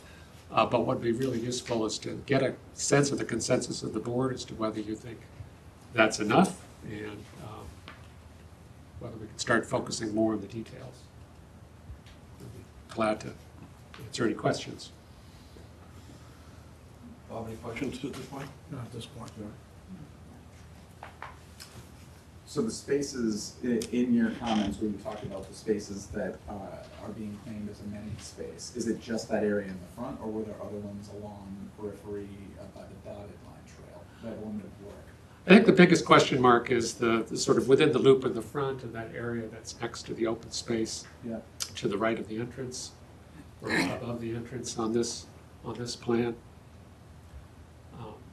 It's a relatively small matter, but the percentages do add up, right? Because if they can't meet their amenity space requirements there, maybe that means they have to make it a little better elsewhere. Mm-hmm. In particular, we think would be much better to either land bank or remove entirely the two little parking lots that are sticking out into the middle of the central courtyard. I understand there's a concern that people in that building will then have, some of them will have to walk farther to get there. But I think overall, it would be much better if that open space could be unencumbered by 2 more parking lots. Yeah? I think, and when you put it that way, Peter, I can see during the actual occupancy of the development, those 2 little parking lots become a free-for-all because it's going to become preferred parking for the residents of those buildings. And when that happens, that's also when you'll have illegal parking occurring, people pulling in, or I'm only gonna get my stuff out, I'm gonna park and stop the car. So, yeah, those little parking lots are gonna create some issues during the period of occupancy. Yeah, I see that now. Mr. Chair, if I may just quickly to those 2 points, I did get to review Peter's letter, and I think that we can clearly add some more passive recreation towards the front of Powers Road. You know, it's kind of a balance between trying to leave some of this area as an open vista, certainly towards the wetland area, and have some natural outcroppings and let it be, and then also have enough passive recreation to allow for some trails and some pocket parks within that area. So we can work with Dodson and Flinker in looking at some of those other amenities where they feel comfortable, including it in the open space while leaving some vista area. Also, we want to be very, very protective of our berm and our increased berm. So we need to make sure when we're going through that, that's not considered an amenity. That is going to be used for a view shed. We want to make sure it's protected. So we understand the balances there. So I think that we can certainly address that. I don't think we want to lose both parkings on either side of the building. Building 1, just on the fly, and obviously need to talk to my client, but certainly that one closest to Clubhouse and Clubhouse B, to the right side of Building 1, since I don't see a north arrow, sorry, oh, there we go, easterly side of Building 1. That one I think would be better suited to keep. We already have some angled parking there. I know the board has brought up that they think that the clubhouses will be an area that's be high congregation for the entire use of the facility, so perhaps leaving that one. And then we could look to that area to the easterly side, northeasterly, west, help me engineers, to remove that parking area and green bank, and that way we could pick back up the usable open space as Peter has mentioned. So I think some of his comments are we can work with. I don't think that we have any issues there. As he stated, I think we do need to get to the rest of the meat of the technicalities so the board can feel comfortable that we comply with the rest of the standards. And like the other peer review letters, come back to this board with what's outstanding so the board can make these type of determinations. Like, do you want that to be green banked, and make that determination? Obviously, a little bit backwards here, but that will require a new waiver. We had withdrawn the parking waiver, so that waiver would come back on the table because that would reduce our number of parking. It's not a big deal.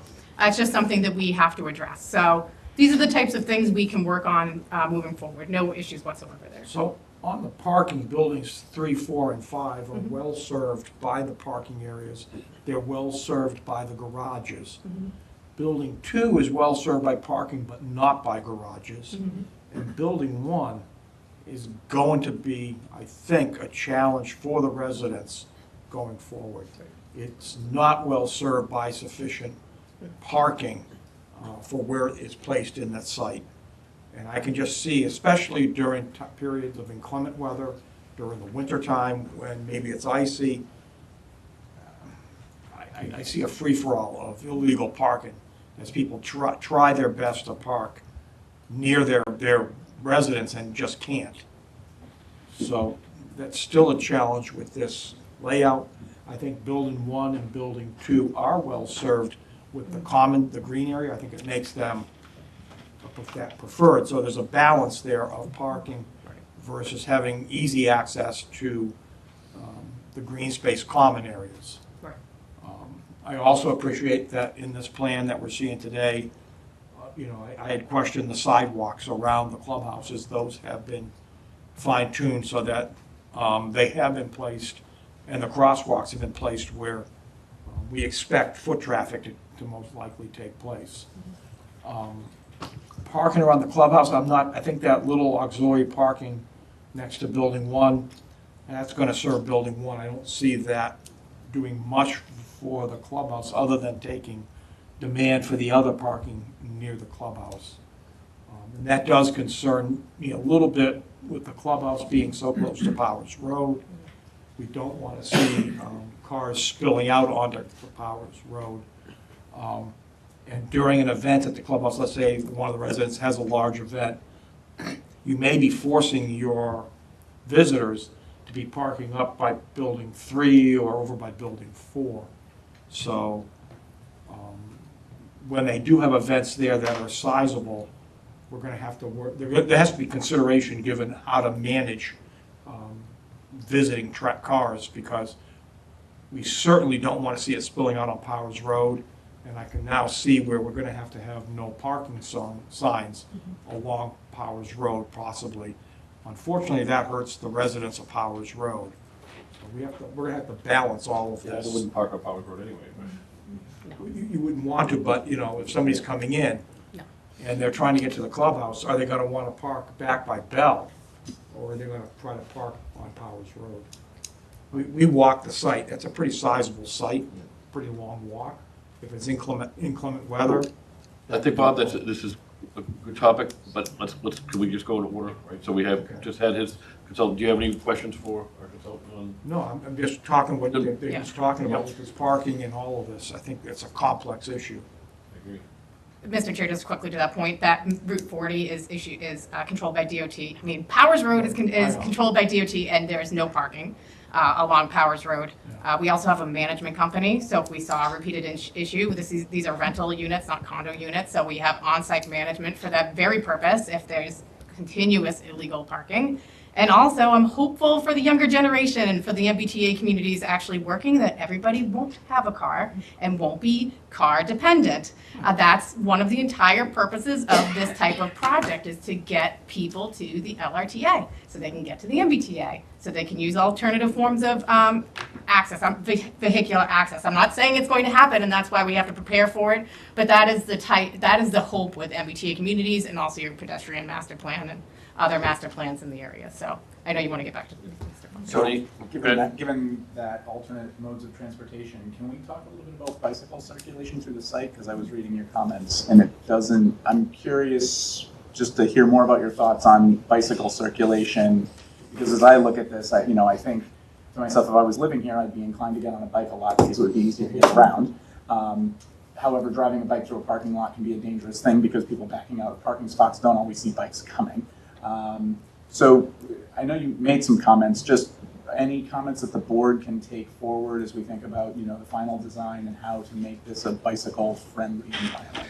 Yeah, I think my comments were to the extent of it's going to have to be looked at by probably the engineers to make sure that the speeds are slow enough that biking is safe. I mean, in general, obviously, there's some inherent risk in riding your bike through a parking lot where people are backing out, but people are going slowly. Yeah.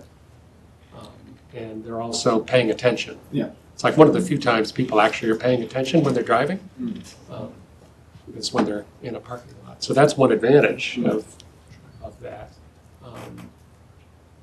That sounds bad. I think people are paying attention when they're driving, but you really have to pay attention when you put your phone down to back out. Sure. You don't just pretend you know what you're doing. Yep. Maybe I missed this in previous presentations, but to your point, Dylan, I only see multi-use on a portion of the trail, and I see a wellness trail around the whole perimeter. Right, I think that... Is the wellness trail going to be bike-friendly the whole perimeter? I think we can discuss quickly the width of that trail. I think that certainly the trail going to Bell, where we have the multi-use pathway, that is intended to be used for every sort of pedestrian amenity. But obviously the multi-use trail is going to be thinner. So you're going to have those types of difficulties. Are you going to run into a pedestrian? You mean the wellness trail? Excuse me, the wellness trail. Thank you, Bob. Is going to be a little thinner, will not be paved. I think we're proposing stone dust trail. So for those that want to have that type of biking, they can certainly bike along that trail area, just like you could on any East Boston camps or any other trail of the like. But the intention for most of the bikes is to go, if they want to, is to get out to Littleton Road. So they can get on the sidewalk trail, and then soon they'll be able to go all the way down Littleton Road, all the way down Boston Road, and all the way to Westford Center safely. So that's overall the intention here. One of the exhibits has all of the pedestrian paths. Yes. Bring that up.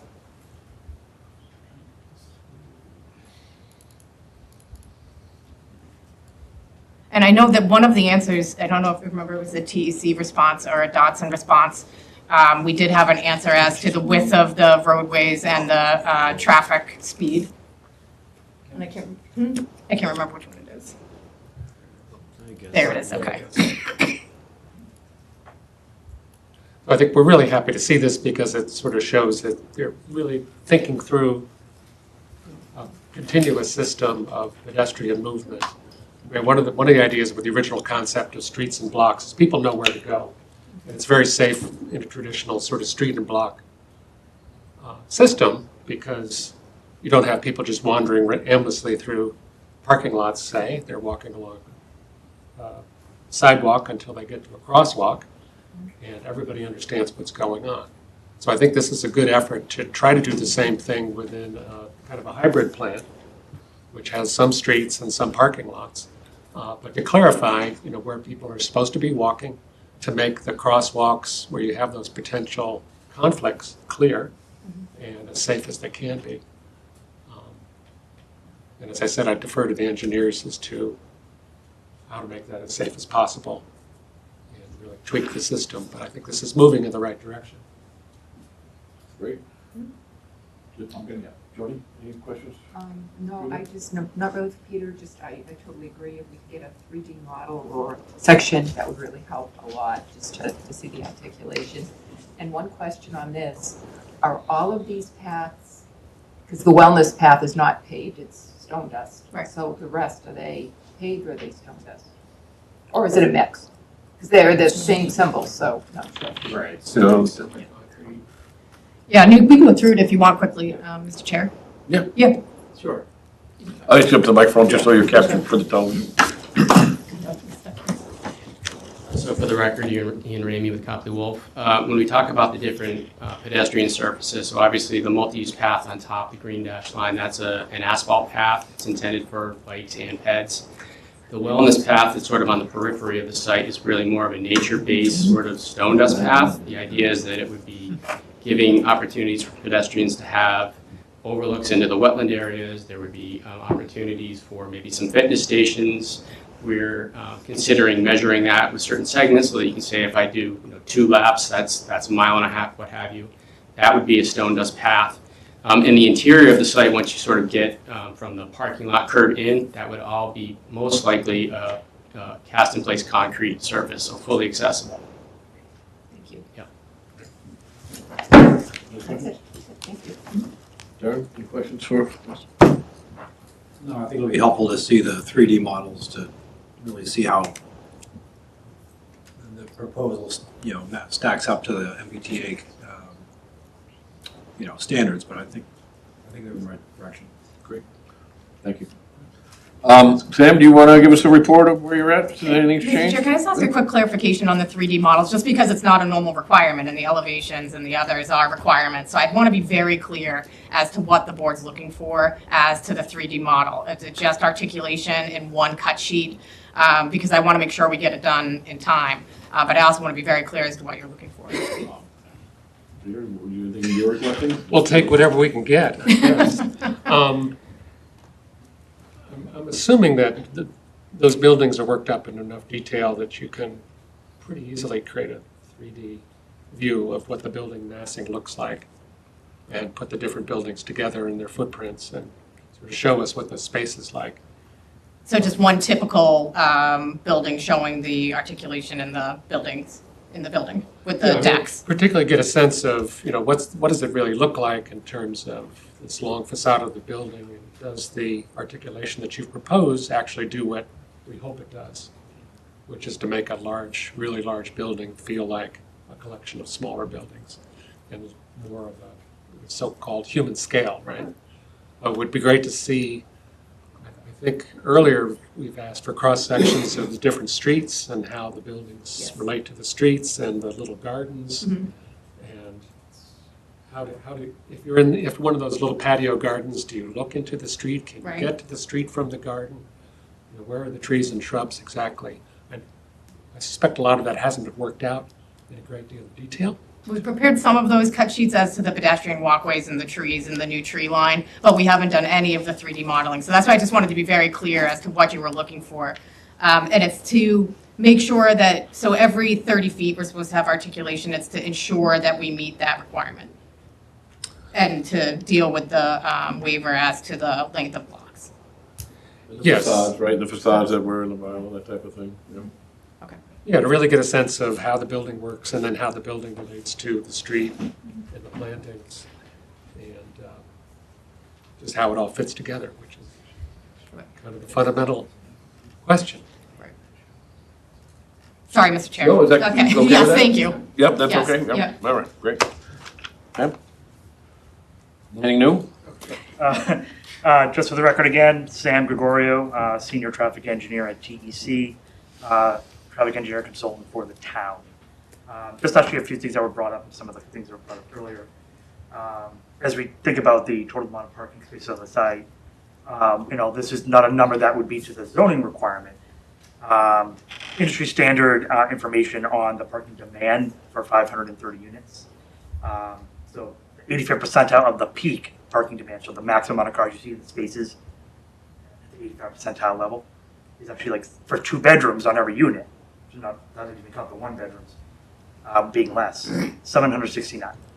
So we're proposing over that. So if there's a concern about a certain amount of parking space that may, not that there would have to be a waiver, not that there would have to be anything like that in your zoning, but something for the board to consider. But your opinion, that it wouldn't cause an issue? Well, I think the question comes up more about when we talk about where the visitor's going to park, in the sense that I'm not so worried as a traffic engineer here that the visitors will be able to find. They might have to park far away on the site, but I don't think we're getting onto Powers Road yet at this point, just because we are so much more. And usually those parking demand counts are taken from actual parking counts. It's people going out to these types of developments, just counting the cars over and over and over again.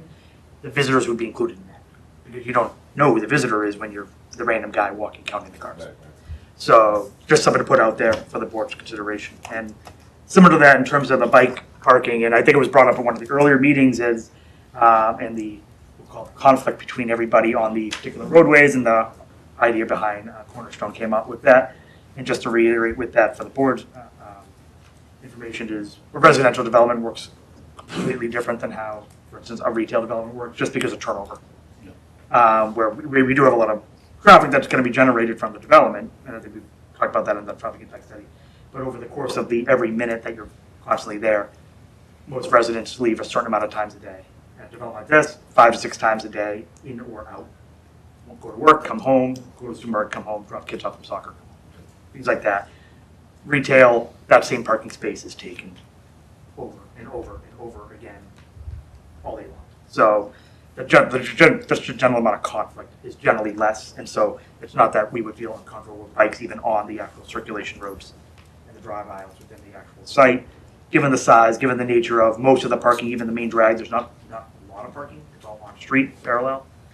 And in parking lot, people would bike necessarily different when they're actually in the parking lot part of it. In terms of the comment letter, TEC provided a comment letter late last week responding to the responses off the new version of the site plan.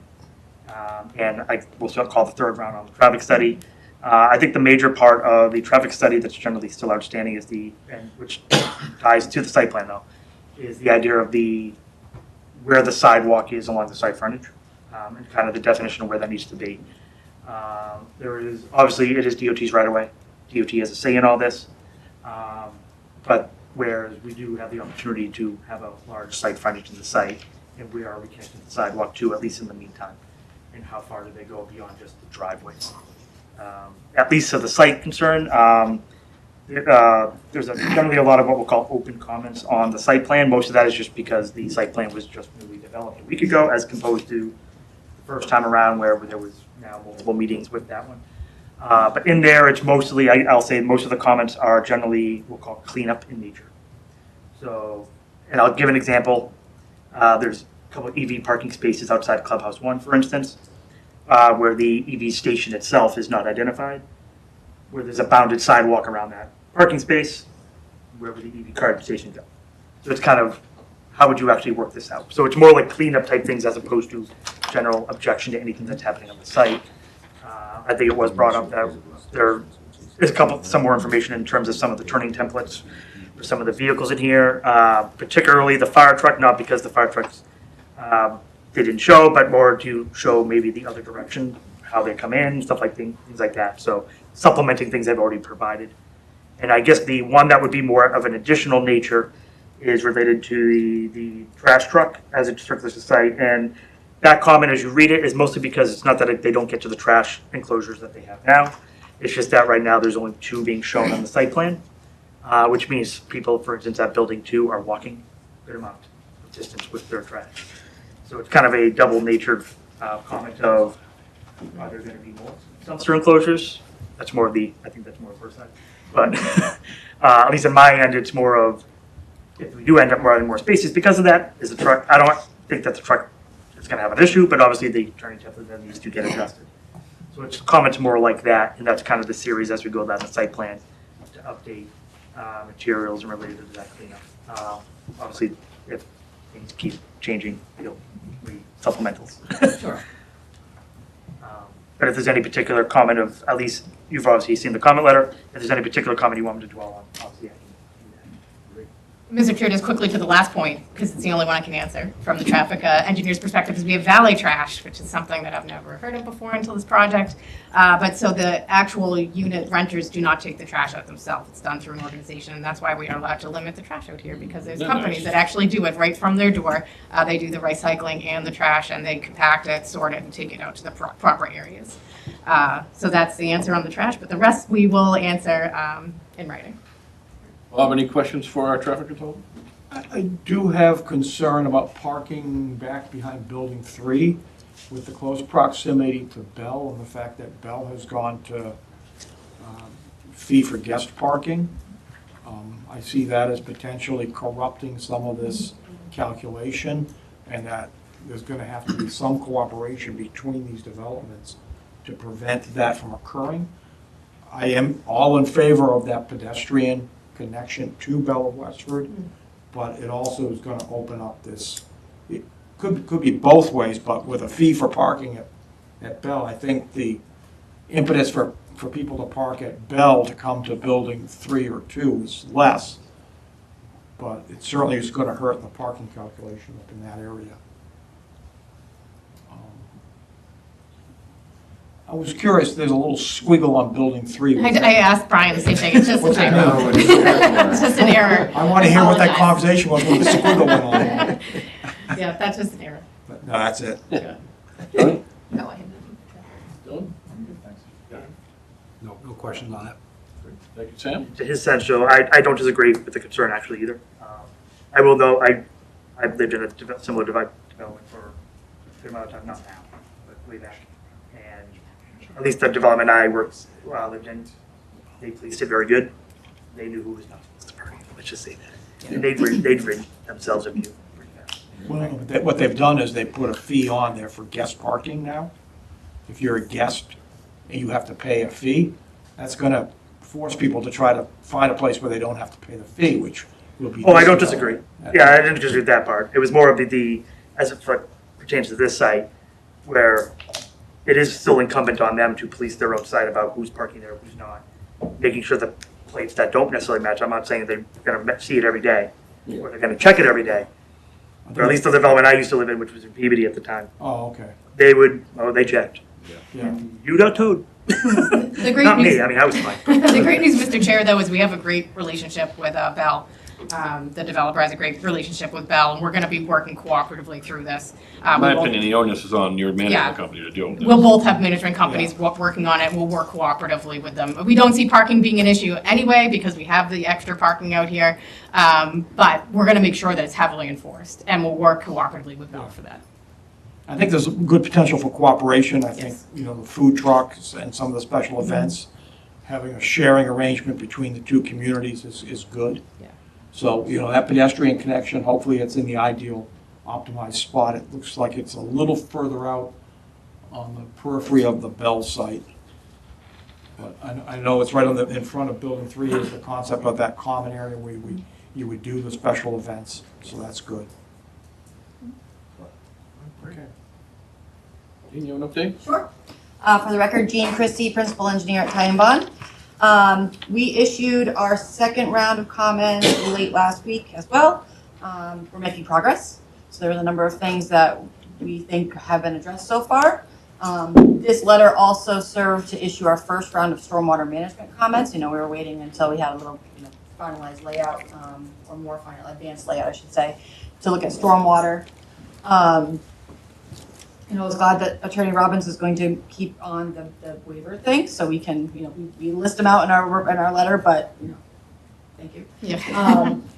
The next set of requirements in our letter in comment 2 and, all the sub-comments there, we're meeting with Paul Starrett and friends next week to go through some of those real technical things. Which ones do we need and which ones do we don't need? So that will be a nice negotiation block of time. In looking at, some of the site plan things that we had, I think we're working there. There's definitely still some things to talk about. I expect Brian and I can have those conversations, outside and not bore you with real technical stuff, especially the stormwater stuff, which I know it's exciting for me, but not for everybody else. So I think over the next couple of weeks, I think a lot of these things can be addressed. I know that on the water impact side, we did issue a draft letter to the water department about the impact there. There are a couple pieces that we're still looking for. I think we're looking for some additional fire demand flow information. And then a lot of our concerns were more related to construction level design. So we're not near there yet. So there's probably another condition suggestion for the board to consider there. About the bicycle safety here, I agree with what Sam had said about this is a totally different animal than a commercial development. I think the multi-use path, this is my opinion, and multi-use path, it definitely worked to serve a handful of buildings with that bike access, so you're not riding through all of the development and parking area. But if it would be possible to get a link from Howard Road to Building 5 in that same type of mixed use or multi-use path, just so that you have that bigger space for bikes and pedestrians. I think that would be great, but that's, I'm completely, it's not really my purview, but that was just my opinion. No, we will welcome your suggestions. And then regarding the parking, I agree with Bob here. Those parking spaces out behind Building 3 are definitely going to be your challenge. But I'm hoping that with management, you guys have that handled, no problem. I don't think I have any specific items to talk about. We do have a number of recommended conditions for the board to consider. If you want to talk about any of those, but if there's anything specific anybody had questions about? Bob? No. Jean? I actually do have several questions that I think you would probably address with engineering. One of them has to do with water and the 6-inch water feed. Yep. I'm very concerned about the size with this number of units, and I'm very concerned that it's dead-ended.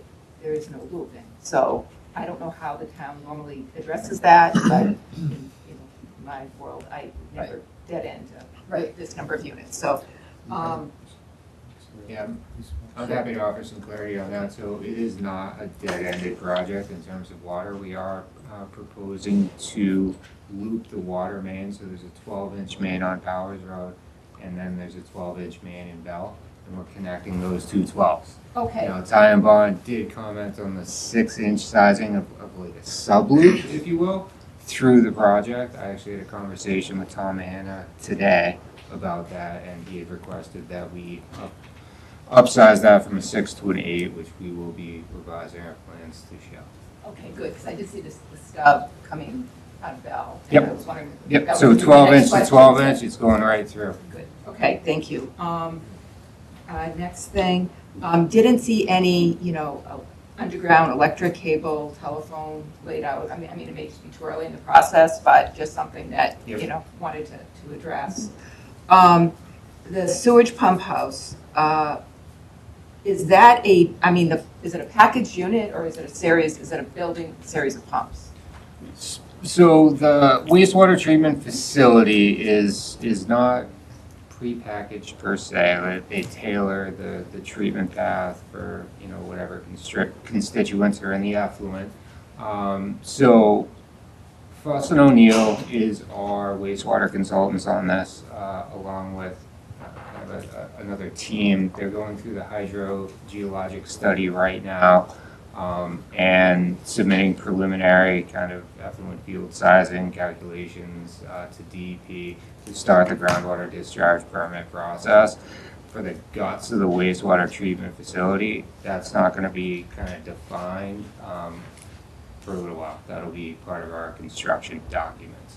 But it is not something off the shelf. Certainly there are components that are, but it's not just a box that you buy and build a building around it. All right, thank you. I think that was pretty much it. Thank you. Great. Dylan? I'm okay, thank you. Darren? Nothing to add there, thanks. Thank you to our consultants. I guess I will open up to the audience for questions. Remember that this is a process that comes in steps. They first came to us with the preliminary, asking if we would agree with the concept, which we gave the affirmative that we would. So as you can see, that as they're progressing, they go back and forth with our consultants and for review. So again, this is going to be a process that continues. Just as you asked about the electrical, and I think that's way 5 or 6 steps down the road before, it just explained to the audience, before we even get to those parts. DEP is going to approve the wastewater treatment before they can cite where that's going to be and all that. So at this point, before we go to the audience, because this is, I think, the end of all the presentations, I believe it was last meeting, we talked about how we would do some traffic monitoring studies in the future and the thresholds. Are we going to revisit that at a future meeting? Do we talk about that tonight? So, refresh my memory on what we agreed. We talked about when, I think it was, 80% occupancy was achieved? Oh, right. We would go out. One of the things looking at and thinking about here as we talk about this is, I'm wondering if my fellow board members would like to consider what are acceptable threshold levels, and especially what happens if this thing gets phased, or if, if they come in and build 3 of the 5 buildings, and then we're not going to see the next 2 for, let's say, 2 years. I'm concerned about how long we delay traffic studies. I think there has to be a reasonable period of time at which we do that traffic assessment. Because right now, we're not talking about how this is actually going to get constructed and whether it's going to be all 5 buildings and the complex opens up as a full development. Does it get opened up, one building a month, or is it opened up 3 buildings and then another 2 buildings in a year or 2? Right. And so I just don't want to delay that. Let's ask the board, do we feel that that's ripe to have that conversation now, or should we wait till we're further down the line within the decision-making process, writing process to? I'm fine waiting, but I just want to make sure it's on the table for discussion, and we haven't forgotten about that. And I would like to have a discussion on the phasing. I agree. To look at this. And what needs to be done after, so, I don't want the clubhouse to be, the 2 clubhouses to be done the last 2 things, right? So we have to decide, at what point does the clubhouse and amenities need to be there prior to? And also what the impact is on the surrounding neighborhood in terms of length of construction period. So, just something we need to think about. There's some interesting aspects that came up at an earlier meeting to the timing of the follow-up traffic assessment, which is the development of other MICMOD developments in the greater area that could impact the volume. And even outside of our town. Even outside of the town, potentially, right? Yep. So how long we wait to do that follow-up traffic study could be impacted by other developments as well. Good point. Mr. Chair, if I may, just a couple things. We intend on building this in 1 phase. So that will answer that question right away, an easy one. But the second piece regard traffic mitigation and the time, I know we had talked about the 60% and 80%, which is the industry standard, as well as the additional compensation and the mitigation. Why don't we allow Mr. Dirk some time to see if he can work on a condition for the board's review to ease that concern, and then we can give it to TEC to review prior to the next meeting. Bob? Yeah, I'm fine. Absolutely. I just want to make sure it's on the table and everybody's thinking about it. Just for the board consideration, if I can add just one thing to that. The way, there's a comment related to traffic monitoring in the TC's original comment, and obviously still generally open at the moment. It will denote that the state is not requiring a monitoring program as part of their access permit for the site. The comment does read, though, that it's not, the town's not precluded from doing that. So, and TC's noted that as well. So, but just so you know that the state's not requiring it. Having said that, we will go to the audience for comments, questions, concerns.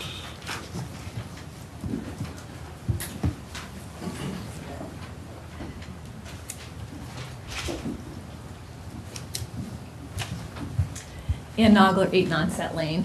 I wrote this before the meeting tonight, so some of it's going to be a little repetitive of what you've already talked about, but I'd like to read my If you full can speak up a comment. little also. just so we can- Okay, yep, sorry.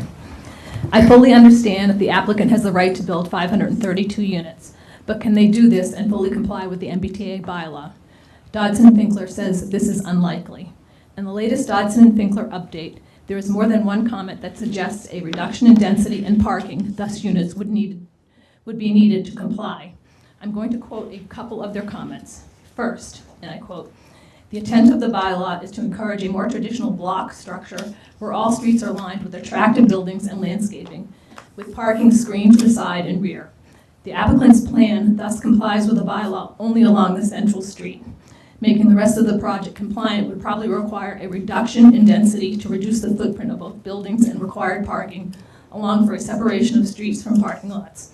As noted by the applicant above, the plans to mitigate the lack of blocks with series of walkways that provide an appropriate level of pedestrian connectivity. Yet further in their document, the expert expresses a need to improve the safety for bicyclists, especially children. I would argue that the pedestrian connectivity is a safety issue, not a mitigating factor to the block structure. Also, the blocks are significantly larger than what the bylaw allows." Quoting their comment in reference to the 2 dead-end parking lots, we strongly recommend that these be eliminated from the plan. Another quote, "As noted, the current submission makes the plan more compliant with the intent of the bylaw, but remains a compromise. It is unlikely that the entirety of the plan could be brought into compliance without a significant reduction in overall unit counts and resulting density. I would encourage the planning board to listen to their expert consultants and require the applicant comply with all aspects of the MBTA overlay district.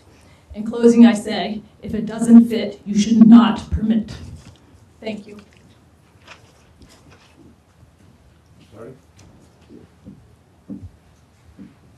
I'm Ellen Hardy of 39 Main Street and also president of the board of the Drew Farmhouse, Inc. And in her opening comments, Attorney Robbins mentioned the meeting that was held with the Affordable Housing Trust within the last week and the discussion of affordable housing in this complex. I'd like to address that at some point, but I want it to be the appropriate time. And if tonight's meeting is more about pedestrian and the other elements that you've talked about, I would be glad to come back another night. So I'm asking for your advice and counsel, Mike, as to when to. If you have a comment, we'll. Okay, thank you. As Melissa said, the Affordable Housing Trust at their meeting accepted the option presented by the developer, which allows for 6 of the 10% affordable units to be at 50% of area median income. I would like to give you a little bit of boots on the ground experience so that the town is very aware of what 10% affordable means in a complex like this. It's absolutely no reflection on the developer. What they're doing is exactly what they're allowed to do. But we came to the Drew Farmhouse project because I, for 10 years with my husband, have owned an apartment building in Westford. It's the old Wright and Fletcher store, where there are 5 apartments. And when we bought that building, the apartments were very affordable, and we kept them that way. Not legally affordable, but affordable. I mean, the rents range from $500 per month, because that's all that tenant can afford, to $1,150. The demand was incredible, and that's why our board bought the Drew Farmhouse.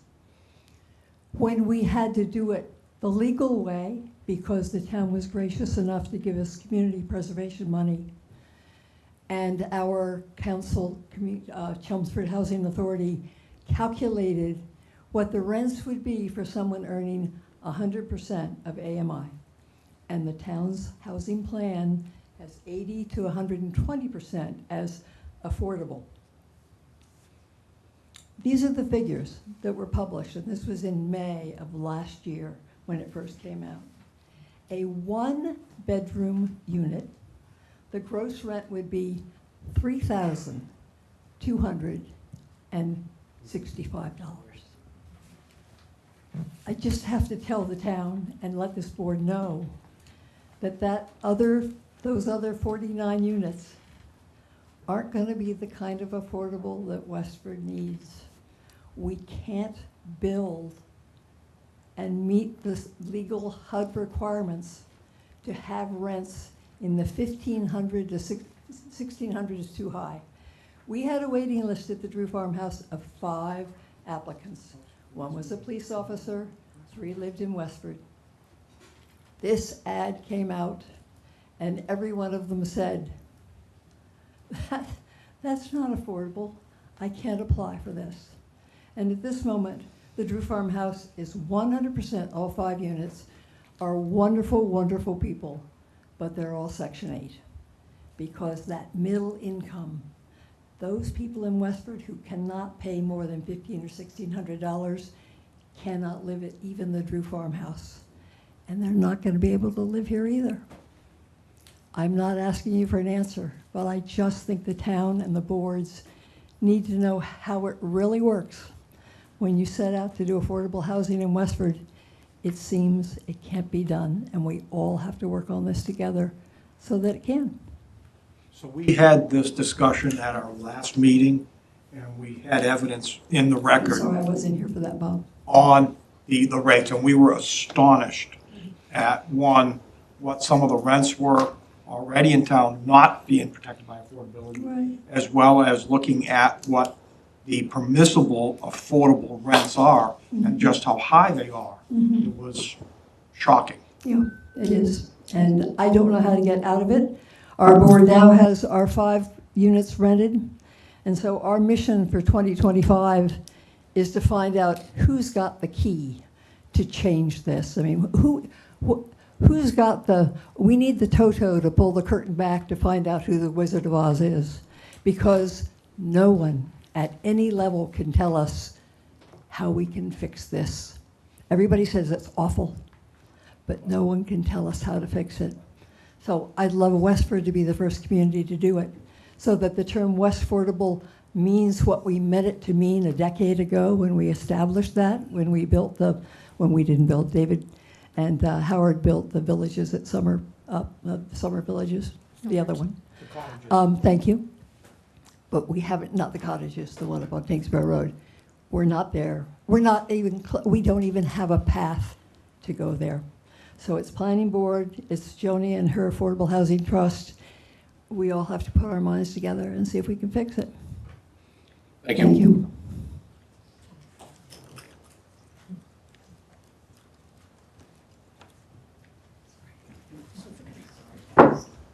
Anybody else?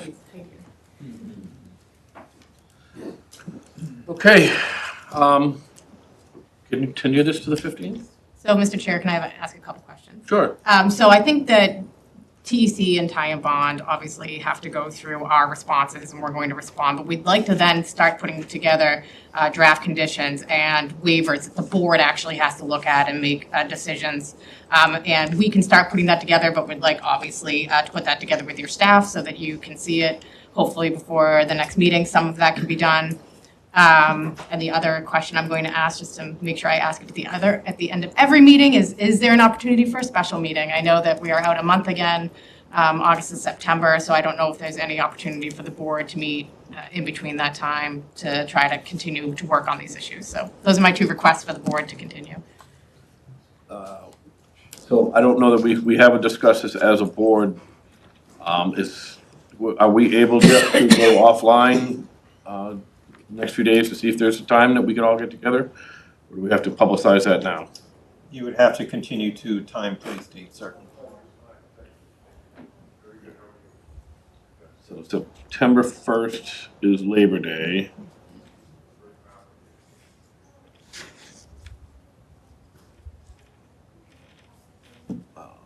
I could suggest to the board we meet the 8th, the week before the 15th. We did continue quite a few things to the 15th as it is.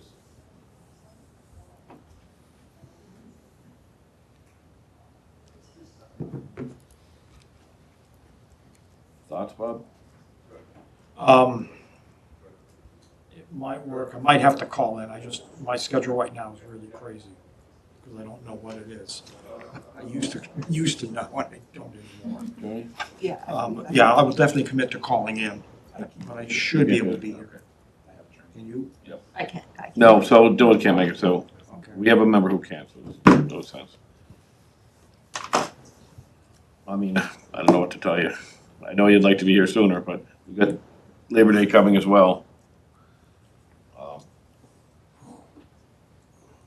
Mr. Chair. Yeah. I'm wondering, my sense is that the board is still preferring the 5-story option. You're still generally satisfied with the proposed trade-off package. And is the board still open generally to this layout? My sense is yes. I'm yes on the 5 stories.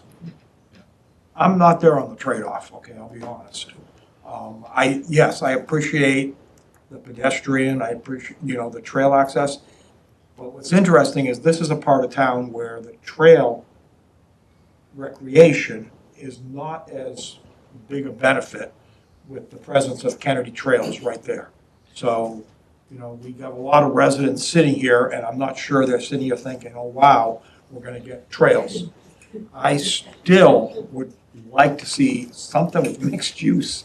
I'd like to see something that provides a sandwich shop, a bodega, something of that concept in here, without forcing them to walk up to Littleton Road.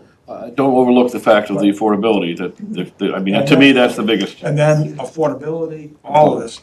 So, we've got to look at the whole package, but I'm not quite there yet in terms of agreeing that we're getting the benefits for the mitigation that really would benefit the community. Well, I think, we need to then nail down. We can't keep dragging these. We have to discuss that and what we really want. Yes. And I thought the sense was at the last meeting, and I don't want to talk for anybody, is that we were comfortable with what was being offered, and if I'm wrong, please let me know. But I thought coming to the table with the affordability that they had offered was a big step towards the mitigation. I think we just have to have a discussion. I think, we're getting there. So tonight we're hearing if the affordable may not be that affordable. Mr. Chair? Right. Yeah, go ahead. Yeah.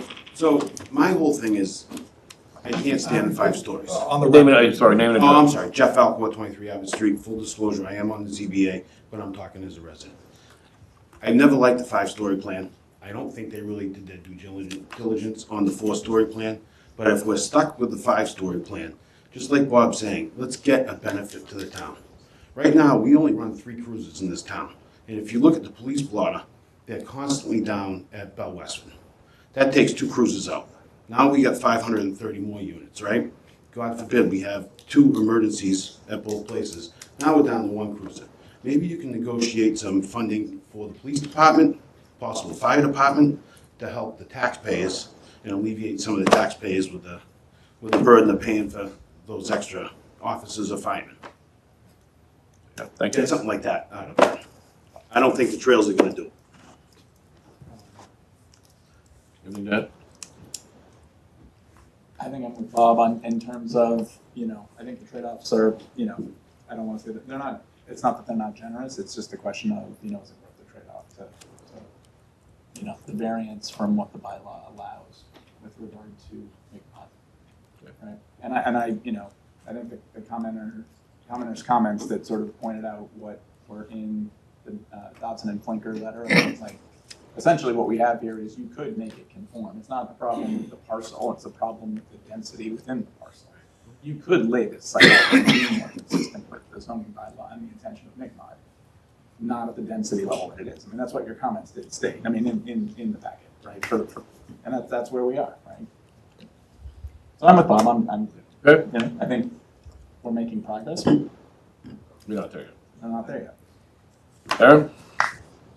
Yeah, I would say, having been on the McMod committee as well, I think the improvement to the main drag here is more in keeping with the McMod theme, whereas the rest of it really isn't. So I'd like to get, Peter, your thoughts of maybe other MBTA community projects you've been working on, and, if there is deviance from the local requirements, what have you seen? And is there a way to maybe bring some of these, building 3, building 2, into more compliance with what we, suggested in our guidelines? So that's my thought. I mean, I think the piece of it down here kind of addresses it, but the rest of the buildings 2 and 3 don't really necessarily conform, in my opinion.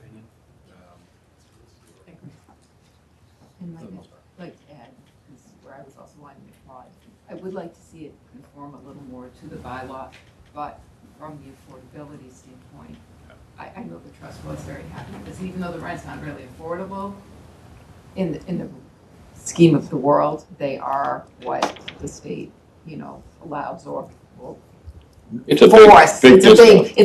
It's a huge discount compared to, especially when we get to the 3-bedroom where it's, like less than half price. So, I think affordability, we did well. Maybe there are some other things that we could bring a little closer to the McMod. And maybe seeing the 3D will help us. I think there is maybe just a little bit more work we could do. Mr. Chair, I feel like we're going backwards a little bit tonight, so I just want to clarify a couple things that I feel like we've already put out on the table, and I feel like we already had consensus of the board. But the special permit we're asking for is for height. The offset for your height special permit is the open space and pedestrian amenities. I think we've gone out of our way to make sure that the open space is very pedestrian useful, that there's extra open space, that there's public amenities, that there's public connections, that there's public trails. So for the offset for that special permit, which is a height special permit for the extra story, not a density special permit, I think we've proven that. That's the first box as to the special permit.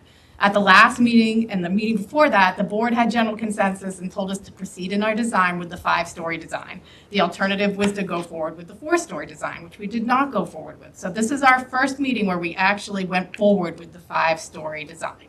That's the first thing I want to say. Just respond one thing, though. In addition, for me, the 5-story, it's not the open space opening up. That's nice. It's the view shed improvement. The view shed on Powers Road for the residents, pulling it back, that's for me the biggest benefit for what that does. Right. And I won't go back through and hash it out because the board has already hashed it out. We've spent 2 months hashing it out. That's why we went forward with the 5-story plan. That's why we waited another meeting to come back at the last meeting to go through every ounce of mitigation we were offering to the board. We basically tried to listen to every concern that the board had and tried to address it with some sort of mitigation factor, whether it be traffic improvements, traffic gifts, pedestrian crossings, additional affordable housing, additional solar uses, additional solar panels. So I think that we've gone out of our way to also try to mitigate additional uses on the site that don't even have anything to do with the height special permit. The McMod waivers we're actually asking for at this point are to the length of the blocks, which I hear what the board is saying, that they want to see a little bit more information about the length of the blocks and make sure we have articulation. But I just want to be clear, the other waivers from the actual McMod bylaw that we're asking for is to light height and to number of bike parking spots on the site. So the rest of it is not asking for wild wholesale changes as to your McMod bylaw. I think I made that clear in my response, is that we are compliant. We believe we are compliant, except for the relief we're asking for, which is the special permit and the waivers, to which they have to be tweaked. I think that Mr. Flinker was very clear as to what his opinion was as to his letter, which was that his word compromise means you look at each one of these sites individually. And you have to look at 37 Powers Road individually. Can you allow 5 stories there? Yes, there's industrial uses next door. You're going to block Powers Road. It really doesn't have an impact to abutters as to the additional story. Can we offset some of the mitigation factors that we have on the site? We've done it. We've actually gone through and tried to address every single one and met with every board and department that you've asked us to address it. So I'm very concerned to hear this evening now that you are not want us to go forward with the 5-story, or that you're not satisfied with the mitigation to offset it. So to the extent that those 2 issues are still on the table, I would like to have that discussion this evening, because that's a huge concern to me. Because we are proceeding in good faith down this road, that this is the design that the board likes. And the rest of these standards are just site plan review standards. That's it. These are not all special permit standards we're jumping through. But I think we've been very fair in running through those site plan review standards and try to address every single one of your concerns that the board has raised. So I just would like some more feedback from the board on those 2 issues, really, the mitigation and the height and moving forward. It's important. I'm good on the height. But I tend to agree that we kind of did give them this direction, that we thought the mitigation was adequate. And Well, I'm sorry, Mike, I'm gonna step in here. I'm sorry, what I've heard Bob and I say is that we're not there yet. Right. And if Attorney Robbins, if you're asking this board to commit right now that we're all in, No. it's not time to render a vote, you're not gonna get that. That's not what I'm So asking. keep working. Right, that's not what I'm seeking tonight. I just felt like you were pulling back, Mr. O'Connor, that from some You might be decisions that pulling we. back a little bit, but the Right. conversations aren't over. Right. So I agree. keep your pencil sharp. Right. And we'll keep talking. We have site plan review standards we have to continue on, and I agree with you. We have been working in good faith. The board has been working in really good faith, your consultants have, and we have. That's why I was just very concerned about those last statements that you were pulling back from them. So I just want to make sure we're proceeding down this route. We're happy to continue down this route. That's what we've been doing. We just want to make sure that we're all on the same page moving forward. And can I add, I think, Clarify on the same page. We are going down the route together. Right. And I think Mr. Schaffer's comments and mine were, we're not there yet. Right. But we are proceeding. What are you implying by we're on the same page? Going forward with the design. Yeah, I think we are on that And page. generally with the mitigation chart. Those are the 2 big. But it seems like you're straw polling right now. I'm not straw polling. I'm worried that you're, Mr. O'Connor, I'm honestly not trying to argue. I really took that as, your comments as, we don't want you to go forward with the 5-story and we're not satisfied with your mitigation table. I think that's the way Mr. Chair took it as well. Those are the 2 issues I'm really focused on right now. I'm not asking you to make a wholesale decision. I'm not saying your decision has been made. I'm not saying that there's not plenty of details we have to go through. It's really those big decisions that we have to proceed with as to design. Right. So I'm there with the height. The mitigations, I know we took a table, but I didn't think we had. nothing's been voted on. And I don't think we've accepted what the mix of the mitigations are. We've expressed concerns over affordable housing, different concerns.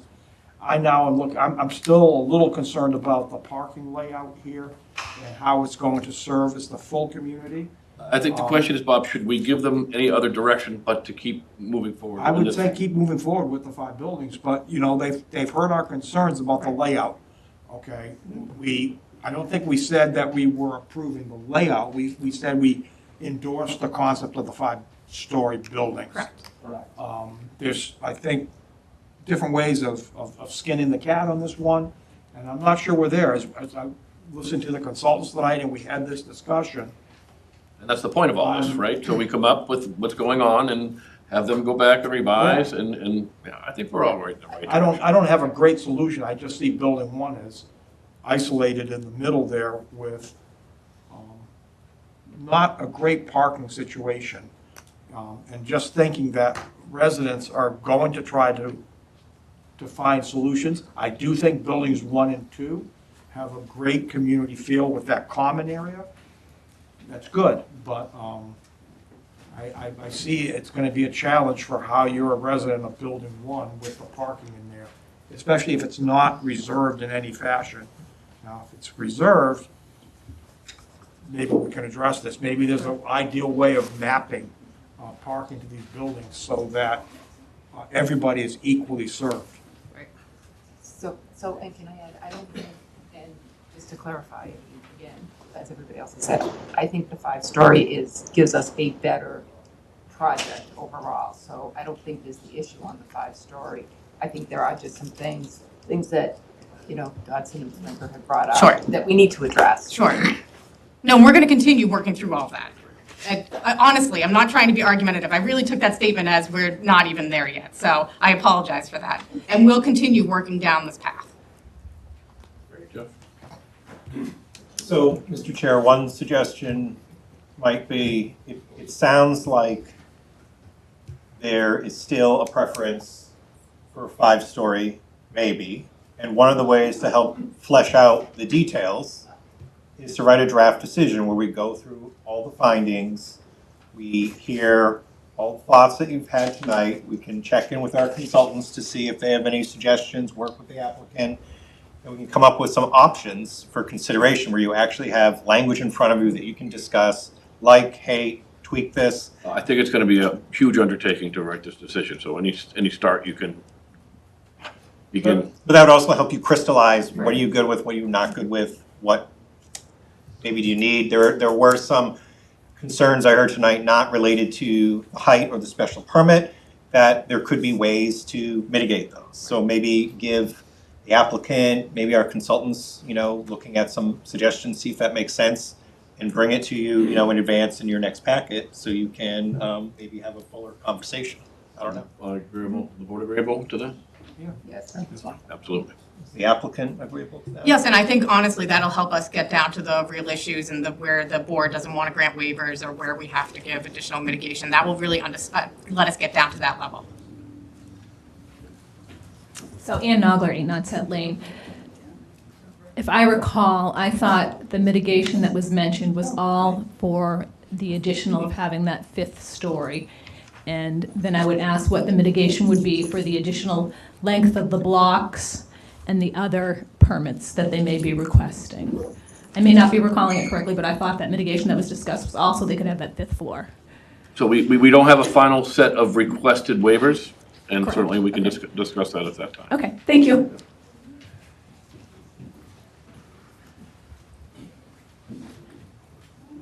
We continue. Can I make a comment? Yep. Hi, my name is Arun Narula, and I own the property 46 Powers Road, and I think in the last meeting when I was here, I raised a concern that the driveway is right, the exit point and the entry points are right in front of my house, right facing the driveway. And I'd like to know, what is the solution? Is there a creative way for you, for them to address it or not? Because I'm gonna be at the front line. You may have 200, 300, 500 apartment, doesn't matter, because I'll be in the front line. Have to deal with that traffic day in, day out, every hour of the day. There are gonna be school buses, there'll be trucks coming in and out, maybe going into my driveway to back out and things like that. So I would really like that to be addressed.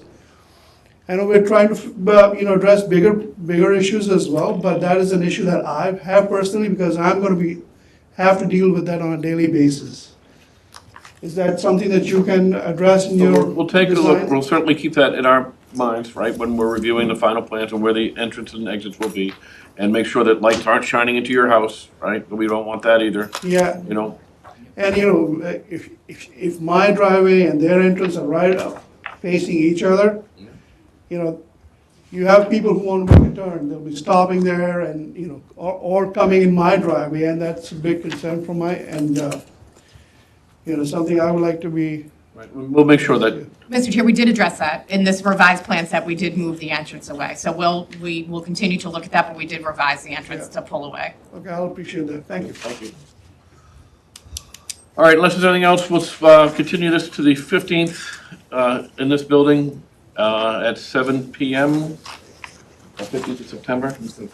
Someone. All in favor, say aye. Aye. No, we get a second. I got a second. I'll get a second. All in favor, say aye. Aye. We skipped item 837 Powers Road subdivision, preliminary subdivision review, which was very difficult, in my opinion, to look at that plan. So looking forward to some enlightenment there, Attorney Robbins. Mr. Chair, I'm glad that I have Brian Goudreau, who is the project engineer, with me this evening. Oh, this is public. I didn't know I'm sorry. Move that we waive the reading of the public hearing notice for PB 25. Is there a second? Second. All in favor, say aye. Aye. Move that we open the public hearing for PB 25. So moved. Second. All in favor, say aye. Aye. Thanks. Thank you. So, Mr. Chair, good evening, Attorney Melissa Robbins from Farrell & Robbins. Also with me is Brian Goudreau from Hancock Associates. We're here tonight for our preliminary subdivision plan to carve the existing parcel into two.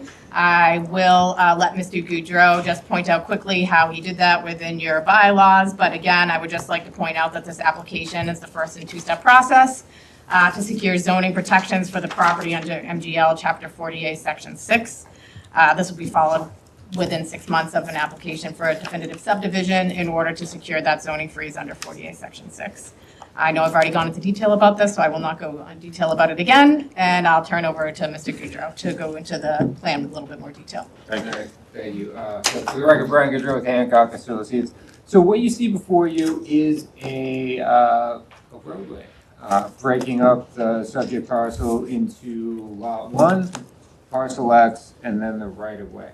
Now, as Melissa had indicated, this is a zoning freeze exercise, so we're not really intending to construct a roadway per se, a public road. However, what we've done is utilize the site plan layout that we have before this board, and then we created a right-of-way that aligns with the two proposed curb cuts. So we're essentially taking the front loop that went by Clubhouse 1 and 2 and made a road out of that. And the reason why we did that is so that we could support this preliminary subdivision application with all the engineering that we kind of worked through as a part of our site plan and McMod application. So while this preliminary plan is pretty plain, if you will, really the only thing that we're trying to showcase is the right-of-way for the loop at the front of the project. And this roadway shall conform to all subdivision regulations accordingly. Makes sense. Bob, any questions? No, makes sense. I'd like to say, can we vote for this on the other one? But makes sense. Understand what we're doing. Joe? Yeah, no. Joe? No questions. Darren? No, this was more straightforward. All right, we don't need a vote on this, it's a, public questions. Anybody from the audience have any questions, comments, concerns?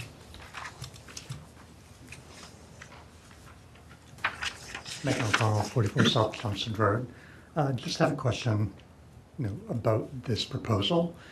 And would the 37 Powers Road project that we just discussed for the last 45 minutes, if the number of units would be readjusted based on the proposed Lot 1 size, which I believe would bring it down to about 506 units? And if not, why not? It seems to me like I think that's a good point. So if you drop the 14,000, the 33 acres down by an acre because of parcel X, that reduce the, no? No, we actually will not be going forward with the construction or continuation of this preliminary subdivision. As Brian has pointed out, and I think I did it in my application, that this is just for the zoning freeze under 48 Section 6. We won't be going forward with the subdivision. We will be going forward with the definitive subdivision process, but only to protect ourselves from future zoning changes. Any other questions? Can I just have a follow-up question? Yep. If that's the case, if the previous proposal went forward with 530 units and this subdivision does go through, would something be able to be built on parcel X? So I think that it's either or, right? So they're doing this to protect their rights and zoning, but they can't do both. So they can go through the preliminary process, and if they don't record the plans, then they're just protecting their rights.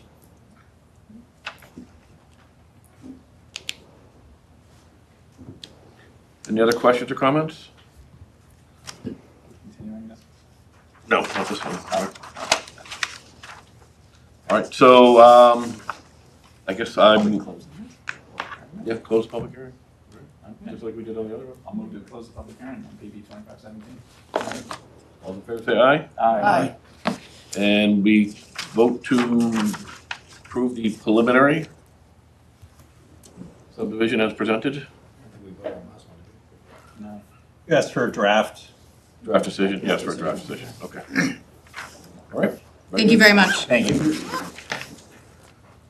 Moving along to PB 2512, a continuation of 478 Groton Road, Stanley Way, continued from our meeting the 21st of July. Mr. Morissette, do we have an update from Tom? Sure, I can be brief. So this has gone through a round of comments through engineering. The applicant responded to those comments. Engineering has been going through, reviewing the responses. There'll still be a little bit of back and forth, but there was no major flaw or anything that they foresaw as an issue moving forward. There'll be some minor changes relative, particularly with grading along the sidewalk along Groton Road that they'd like to see.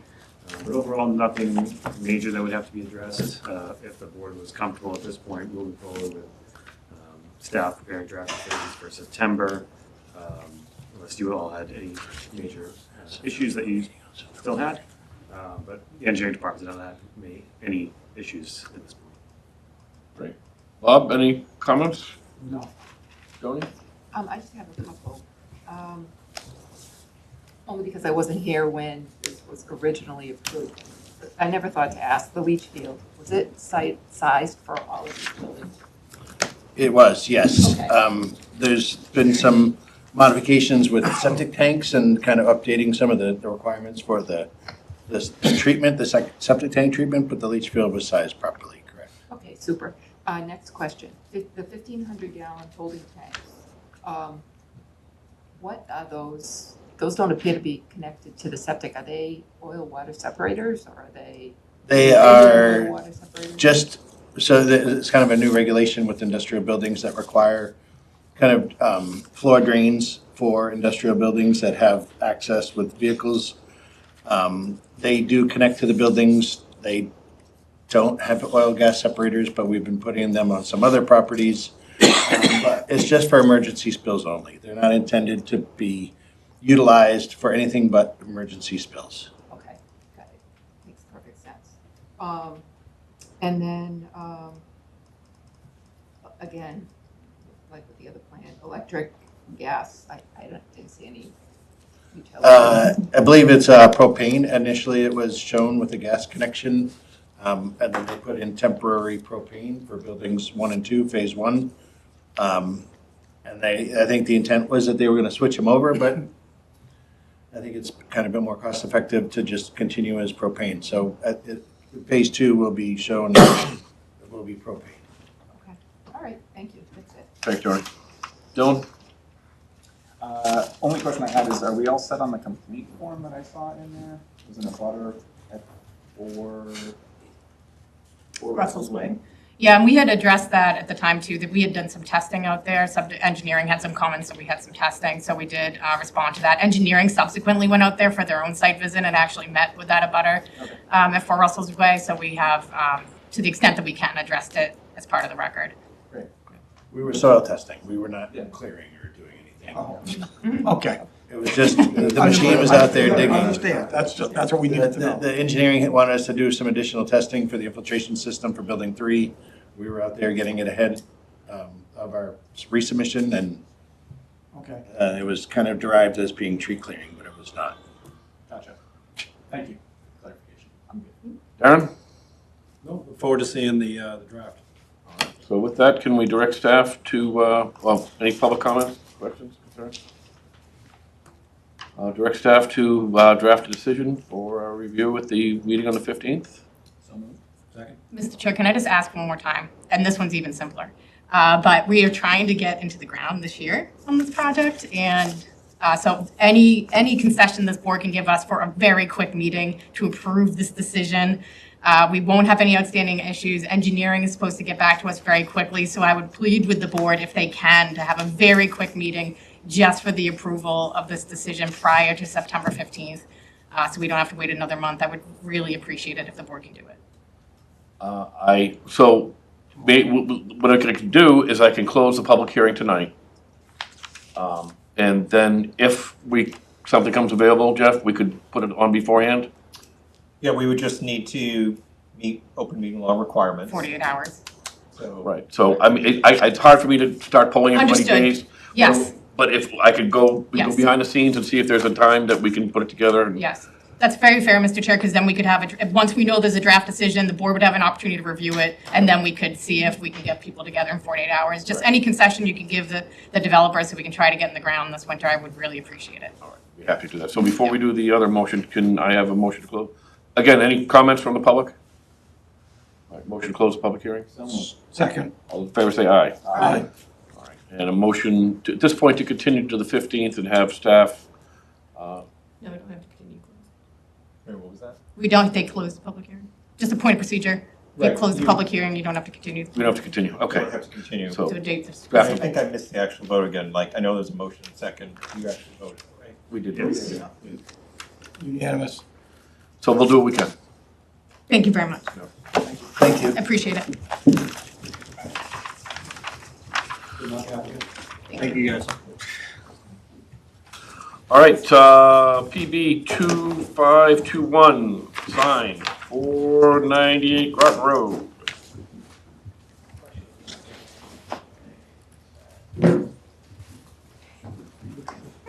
Move that we waive the reading of the public hearing notice.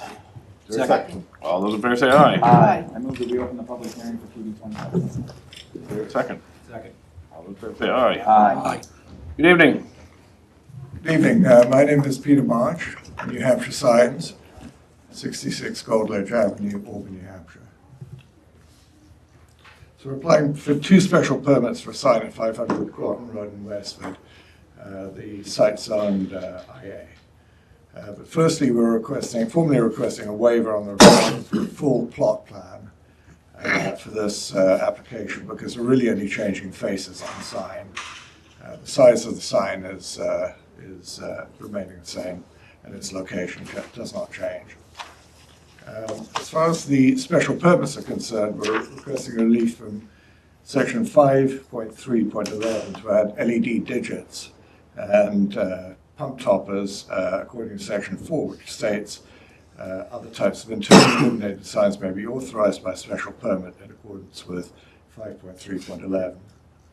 Thirdly, we're requesting a special permit in terms of 5.3.11 to allow these signs to change on an 8-second basis. So you're probably familiar with the site. It's been a shell site for many years. The petroleum market is changing in many respects. One of them is this move away from the large brands to what is called unbranded. So the Gulfs, Shells, Moguls, there's a move towards Noria, Noria, Hatters, which you'll be familiar with, and also Garrett's. So Garrett's is a local brand out of Plymouth, Mass. Most of the branding to this site has been completed. The ID sign has been imaged with manual price changes. So say we want to change the manual price changes to digital, and we want to add a toggle feature that alternates between member and non-member. You'll be familiar with the Cumberland Farms in town that has the same mechanism. We would like to change it every 8 seconds, which is the requirement given to the Cumberland Farms site. Digital pump toppers have already been added to the pumps, and they form part of an integrated system with the toggle, the topper, and the digit. So just by definition, the LED displays on the sign only display numbers, and they only display fuel prices. The toggle only displays member or non-member. They're not going to display colors or messages or flash or flags or whatever you like. They're very rigid in what they do. the toppers sit on top of the pump and display the same information as the ID sign, price, and the discounted state. In other words, the cash or credit, or in this case, the member or non-member. So the need to charge more for credit card transactions, or conversely to charge less for cash transactions, is a common result of what's happened in the credit card industry and its confluence with the fuel industry. Fuel margins have got lower and lower, and credit card margins, percentages have remained pretty well constant. So a typical gas price owner will be charged something like 3.5% for an Amex transaction. The Amex is the highest of all the transactions. And it goes down to somewhere around 2%, whereas the margin on a gallon of gas is somewhere around 10 to 15%. So you can see that spread is getting smaller and smaller, and people like Garrett's, and in fact the major brands are being pushed. So what the toggle allows people to do is to understand the differential in the price between being a member or a non-member. So a non-member would be a typical credit card transaction. The member would be a member of the Garrett's organization or the Garrett's Affinity Club, and basically they take money out of your account like a debit card does.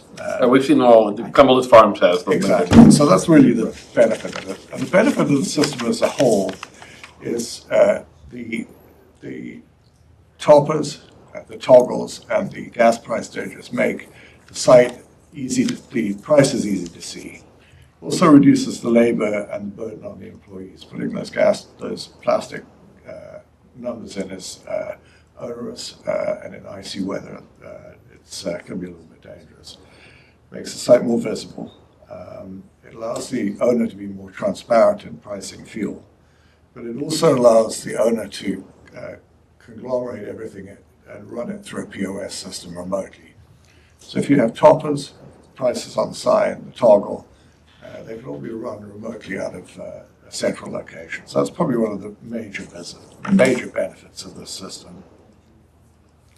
So to the points required by the special permit, the sign will be consistent with the intent and purposes of Section 5.3. The intent of the 5.3, among others, is to promote safety and welfare of residents, businesses, and visitors, encourage effective use of signs to promote the economic health and promote traffic safety.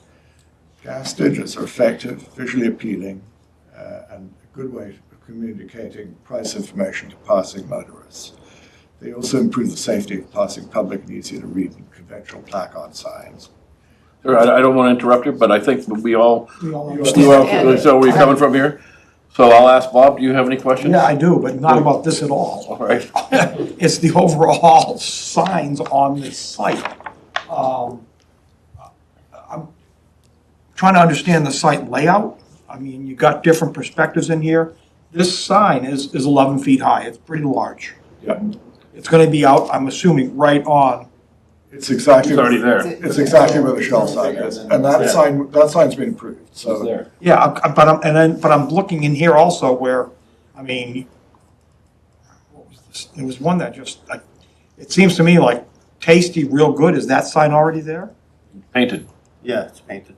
Painted on there. That's already there. Yeah. Yeah. Because that wasn't in the photo. That's what I'm trying to. Yeah. The special permit really is for the digits and the. I'm trying to just fit this in with the rest of the site, because that's really the thing. Bob, I'll tell you, if you go there, right, so the Shell sign is there. It's all, what they're doing is just putting the LEDs in changing the price. I understand, but I'm also looking, they showed me a picture of the site, and I'm trying to map Right. this. I can't match the photo with the drawing. I'm just trying to understand all of this. So I'm fine with, if all we're discussing is the LEDs, I'm fine with that. Correct, thank you. I was just trying to understand the full site here. Yeah, And the it's fact a that we lot. have differences between the drawings versus the photo. Other than for the record, my name is Fred from New Hampshire Signs, 66 Cold Ledge Ave. For the record, the only thing that added on square footage from the Shell station is the real tasty good painting on the wall. That's the only thing that exceeded that wasn't there. Everything else matched the same square footage on the canopy, the freestanding sign, and the building sign, and the Dunkin'. Painting was permitted? Yes. The other point I want to raise is on the ID sign, the shell sign, the entire shell sign lit. Okay, every single face lit on that. On the Garrett side, if you scroll back to the G is a metal G. The only thing that lights on that is that white G. The Garrett's Family Market lights, but that entire gray background is metal. And then on the Price side, the digits light, the regular lights, and then the no-member lights. So the light output between the shell sign, which is a completely lit sign, and this one is really substantially less. I like this new sign. I'm fine. All right. Any questions, Joni? No. Dylan? If we approved tiered site plan approval at town meeting, would this fall into minor or administrative? Or would it remain major? This is the signage. Yeah, so it's, Wouldn't it has to be within the sign bylaw, so it would just be, does something fit within the sign bylaw? So this would or still, is it a this would still special come for us. permit? This wouldn't be. Still a It is special special Right, permit. still a special permit, okay, thank you. So, sign zoning bylaw, the LEDs are still not permitted per the, sign bylaw? So what the planning board has consistently done, I think they've routinely found that if the LED mimics a sign that is permitted, they've authorized that. Yep. If it mimicked like channel letter or whatever. And they have less than 3 times already. They've allowed, so normally images that change are usually not allowed, but in the past, this board has consistently approved, look, if it's not changing for 8 seconds, and for these gas topper signs anyhow, how much is it really affecting drivers by, from say Route 40?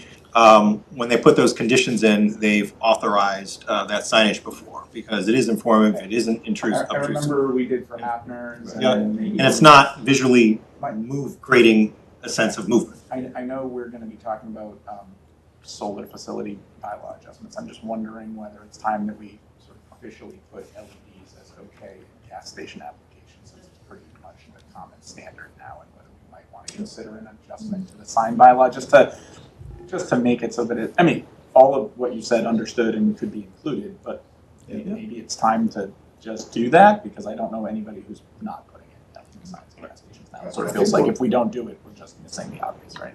I think what tends to happen is the law doesn't catch up with technology, and maybe sometimes the code needs to get a little bump towards what's happening in technology. Anyway, that's it. No questions.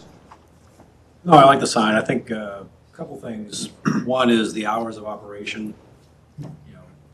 So if you were to give us a condition, I would ask you to go half an hour before the station opens, half an hour after it closes.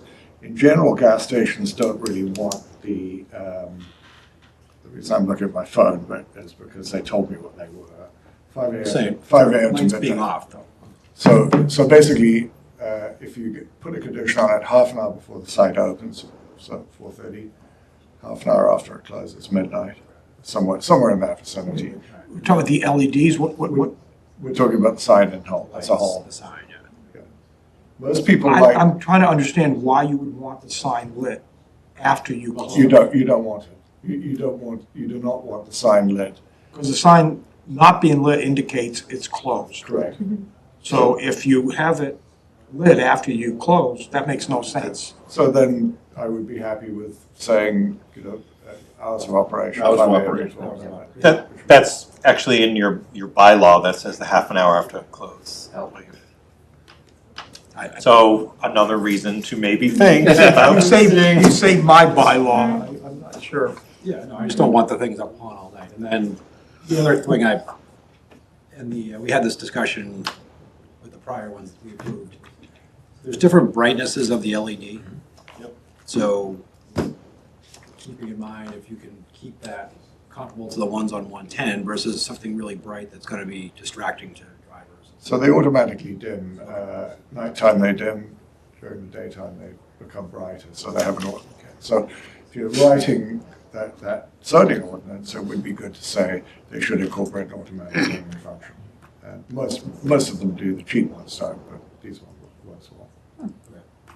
Thank you. Thank you. All right, it's a public hearing. I don't see anybody from the public. There is someone here. Oh, there is, I'm sorry, I didn't see you back there. Do you have any comments, concerns? All right, thank you. Sorry about that. Move that we close the public hearing for PB 2521. Second. All those in favor say aye. Aye. Move that we approve PB 2521, site special permit for a sign at 498 Groton Road. Second. All those in favor say aye. Aye. Thank you, guys. So a side note, I was interested in the discussions on affordable housing. I'm actually the chairman of the Petrol Affordable Housing Trust, so it's the lady that stood up and talked about it is exactly right. I mean, it's an incredibly difficult issue. Thank you, sir. Thank you. She's our former moderator. Oh, is she? Okay, yeah. It's you know, to build a the cheapest two-bed is somewhere around $240,000, and it just is insane. That's the problem. Anyway, thank you. Thank you. Thank you. Another fine one. I will move that we waive the reading of the public hearing notice for PB 2522. Second. All those in favor say aye. Aye. Move that we open the public hearing for PB 2522. All those in favor say aye. Good evening, Attorney Robbins. Good evening. For the record, for the final time tonight, Melissa Robbins from Fairland Robbins. Good evening, members of the board. I'm here tonight with David Sanderson from Convenient MD. We're here tonight for the property at 200 Littleton Road. I just had to say that in 3 times in this application, I talk about tearing down Paul Alphin's office, and Paul Alphin is now in attendance, so I apologize, Paul. But we're here tonight for a sign permit for Convenient MD. Currently, there's 2 structures on site. One is Paul Alphin's office. The other is primarily a dentist's office. The proposal is to demolish the portion, as you can see right there, which is currently contained by Paul Alphin's office, and then reconstruct that building. That's the last time, Paul. We are here tonight for the sign, and you may be asking me, why, Counselor, are you here for the sign first? But for urgent care such as Convenient MD, the signage is the most important thing to them. So if we got our sign approval from this planning board, we would then come back for all of our other approvals, which would be a zoning board of appeals use permit for our clinic, and then site plan review, and maybe, I don't think stormwater, but maybe stormwater from the planning board and any other permits we would need. So I would expect that any approval this board gives, if they do give an approval, will be conditioned as such. I won't go into the sign bylaw in full exhaustion, but I will say generally the bylaw allows for 1 square foot per 1 foot of lineal frontage, up to 240 square feet, whichever is smaller.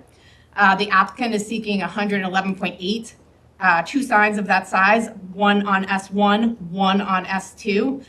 Which exceeds the lineal feet allowed, but is obviously less than the maximum allowed of 240. The planning board has the authority to the special permit here, and I think we far exceed the requirements for a special permit here to exceed the size. I've been privy to the last few sign permits for this, so I went and did my homework and went to all the abutting uses. I've attached a map of the area showing the signs in the abutting area. Most of them are at Cornerstone Square. Those are the direct abutter across the street from the office. Next to us also, we have Circle Health, which has a newer sign. And then I didn't go all the way down to 110, but obviously we do have Dollar Tree. That would be the one at the intersection. The first requirement for the sign bylaws meets the intent and purpose of the bylaw. I mean, obviously for Convenient MD, this is really to promote safety and welfare and traffic getting to this site. Not only do we want people coming down Littleton Road to see the signage, but we definitely want people coming off of 495 to see the signage. That's why we're proposing it at both angles. So we really did put a lot of thought into where the sign had to go. Also, the sign is consistent with the character and use of the area. I mean, I think it goes without saying, I didn't really probably have to do the show and tell for this board. You're very familiar. This clearly fits into the area. And Convenient MD has standard signage, which I did include in your package, just so you could see how much they went away from their existing signage. I think that generally the board does not like a base color, which is the offset color underneath the signage that is now considered part of your sign size. That's customary for convenient MD. They've removed all that completely.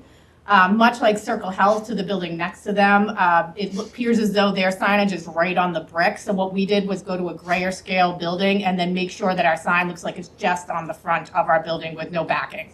And we tried to make the letters as small as possible. They do fulfill the height of your sign requirements. They are dark sky friendly. They will be off every night at 9 p.m., which is much earlier than all the other neighbors. One of the last requirements is that we will not have a negative effect on traffic flow. I think this goes without saying. Anybody that's ever gone by that light by accident when you want to take a left into Circle Health or a right into Market Basket, it's very difficult to turn around. You have to go down to the Regency and go across the other lanes of traffic. And going in the other direction, you're really in trouble because then you have to go across all 4 lights and then come all the way back through or turn around to Dollar Tree. That's what we're trying to stay away from. People are going to these urgent care because they're in need of immediate care. Unlike Circle Health, these aren't referrals from a local physician. These are generally out-of-town people coming in looking for urgent care, so which makes the signage more important. Appropriate in scale and proportion. I mean, seriously, I will not go through all of these ad nauseum because I attached the pictures for your review. But looking at the scale of the area, this sign is well in proportion. I know it's in excess of the lineal feet allowed for this particular building, but it's below the 240 maximum, and it's much smaller than the direct abutters. And many of the direct abutters have multiple signs.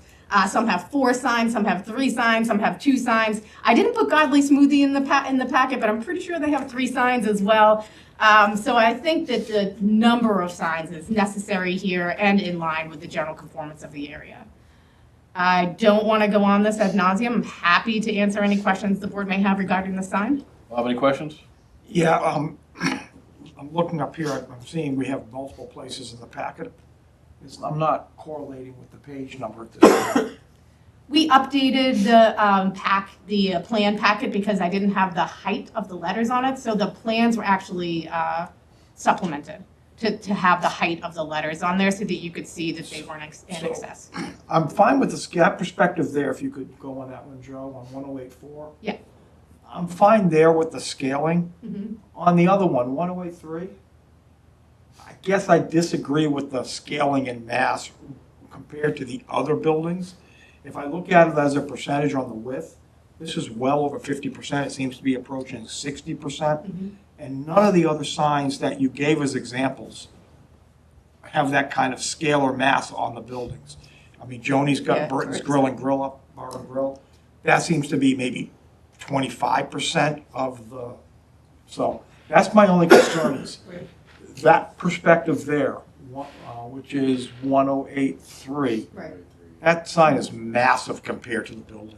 We did I'll look make at that, and we one of the reasons we took out the base color was for that reason. So if you go look at Marshall's, if you go look at the Petco sign, they all have base backing. So although the letters seem like they have perspective, like if you look at Marshall's their base of their back of their writing is huge.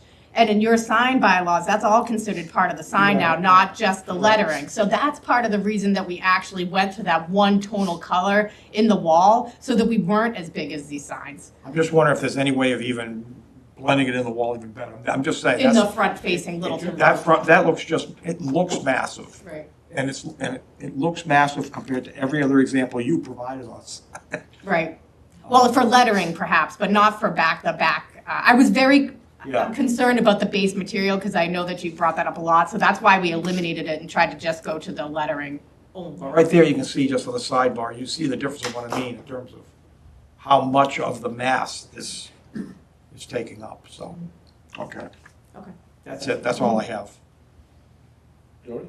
Yeah, my only question is, so this sign will nothing is going up until you do all the work? Correct. This is just to approve the sign so they feel comfortable moving forward? That's correct. Every other approval will be subject to a condition that, excuse me, if this board approves this, it'd be subject to a condition of all other approvals necessary for construction.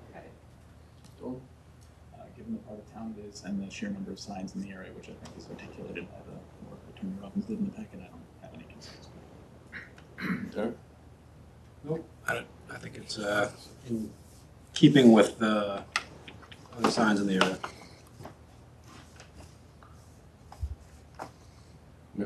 All right, public, anybody in the audience, any questions, comments, concerns? Oh, boy. Good evening, it's a pleasure to be here. My name is Paul Alphen. I'm one of the 3 owners of the building that's going to be replaced by this proposed structure. And we think this sign is not only a great idea, it's not inconsistent with what is across the street at Cornerstone Square. We didn't object to any of the sign special permits that were granted at Cornerstone Square because those signs made sense in their context. We've looked at them for the last decade or so. It hasn't bothered us at all, and we hope that that Cornerstone Square feels the same way about our sign. Thank you. Thank you, Attorney Alphen. Thank you. I'm Tom Schofield. I'm the other use of kind of partially dental building or whatever it was. I'm here so I didn't have to watch Bachelor in Paradise tonight. And I have no objection to the sign. I've been around long enough that signs all used to have to be wood and there were no lights in them. I think we missed that part. So I'm fine with the sign, but is there going to be, I'm not thrilled about the plan and everything else, the layout of the building. Is that still up for discussion? We're just talking about a sign, and the site plan review, so. I'll be back. Thank you. All right, anybody else? Your motion to close the public hearing? So moved. Second. All those in favor say aye. Aye. Can I get a motion to approve PB 2522 sign permit for 200 Littleton Road as presented? So moved. Second. All those in favor say aye. Aye. Luck. Thank you very much. Thank you. Now I don't have to come out of retirement. Nice to see you, Attorney Alphen. Good to see Nice you. to see you. Stay on the other side of the bridge. Good night, guys. Good That's how long, I don't remember if we have anything else in the packet. Minutes? Minutes, all right, let's get them out of here.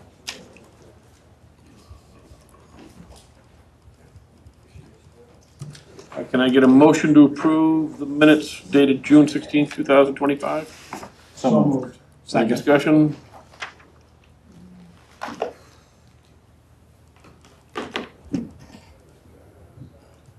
Hearing none, all those in favor say aye. Aye. Abstain. I was absent. Yep, so we have Dylan abstain, everyone in the affirmative. So a motion to approve the minutes for June 30th, 2025. So moved. Second. Discussion. Seeing none, all those in favor say aye. Aye. And I think that wraps us up. Oh, then we do have a letter from NIMCOG. Zoning compliance, MBTA. Oh, yep, we saw this before. Just to give you some additional information about how the compliance model works and how wetlands and excluded areas are. Well, this was raised early in 37 Powers Road by an abutter regarding our zoning bylaw adhering or not adhering to the Massachusetts guidelines for the MICMA, is that correct? Correct. Great, seems like it does. It's consistent, and if we tried to do what they want us to do, we would not be in compliance. Great. Can I get a motion to adjourn? So moved. Second. All those in favor say aye. Aye.